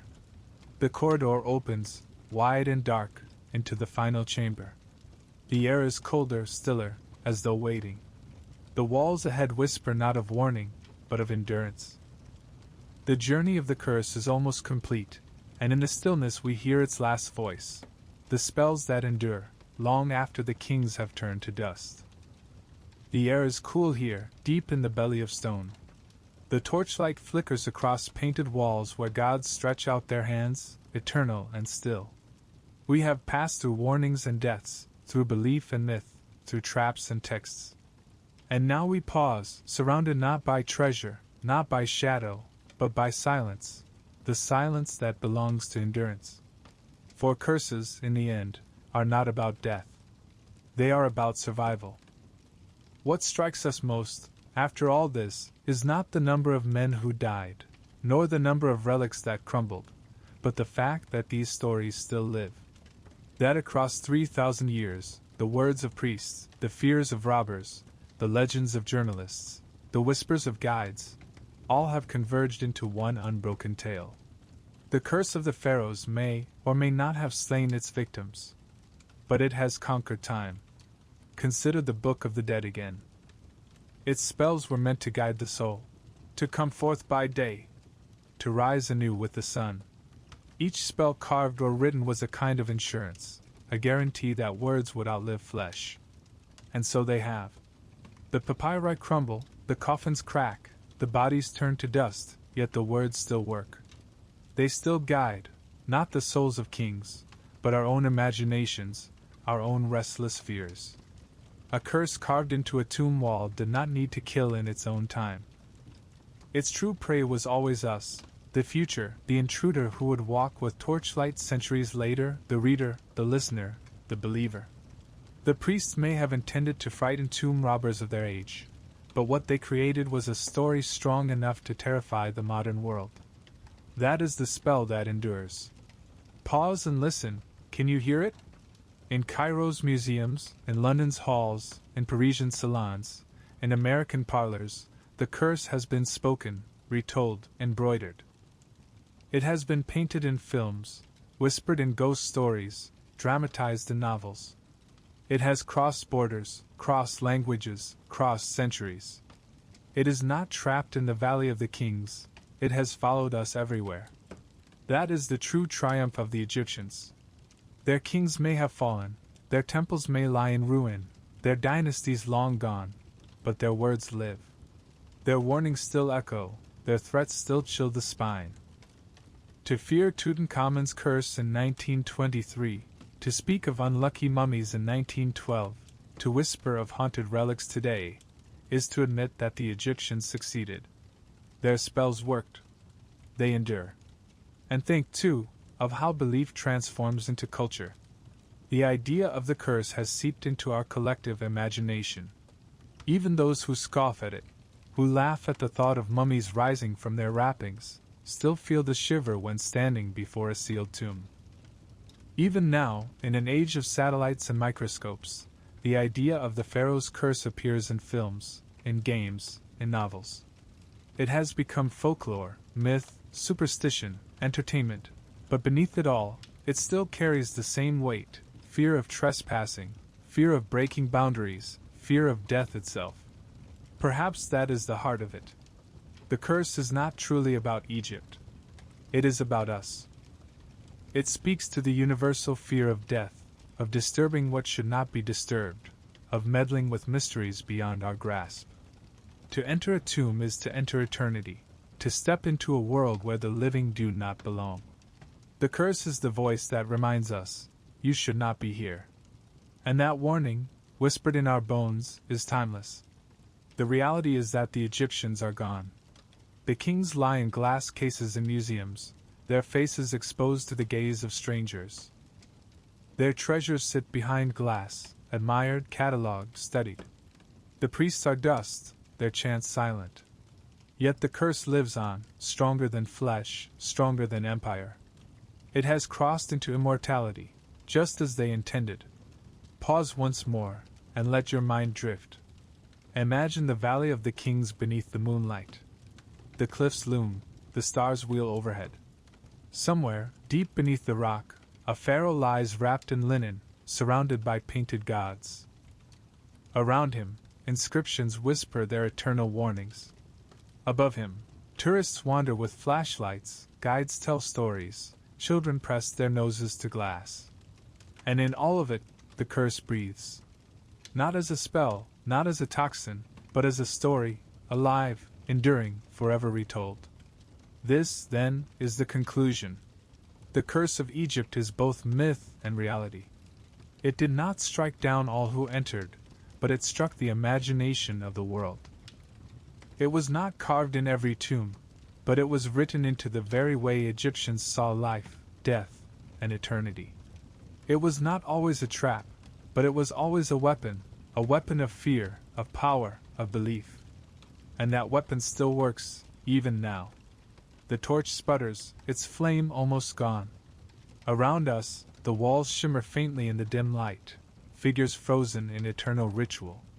We stand at the end of the passage, where the tomb opens into silence. Behind us, we leave gold and curses, fear and explanation. Ahead of us lies only night, wide and endless, the same night that covered the desert when the priests first carved their words. And so, as we step back into the cool air of the desert, let us carry with us this thought: curses endure not because they kill, but because they live in story. They live in whispers, in dread, in the chill that creeps down your spine when you stand before a painted doorway and wonder if you should cross. They live in the flicker of imagination that sees shadow as spirit, silence as threat. The Egyptians knew this. They built their eternity not only with stone and treasure, but with words. And words are the most enduring tomb of all. And so, as the night settles over the desert, and the stars rise above the cliffs, let the last echo of Egypt's curse linger, not a threat, not a promise, but a reminder that the past is never truly dead. Its voices still whisper, its spells still breathe, and its curses still endure, as long as we, the living, listen. And now, as the flame dies at last, may these echoes of the past guide you gently into dreams,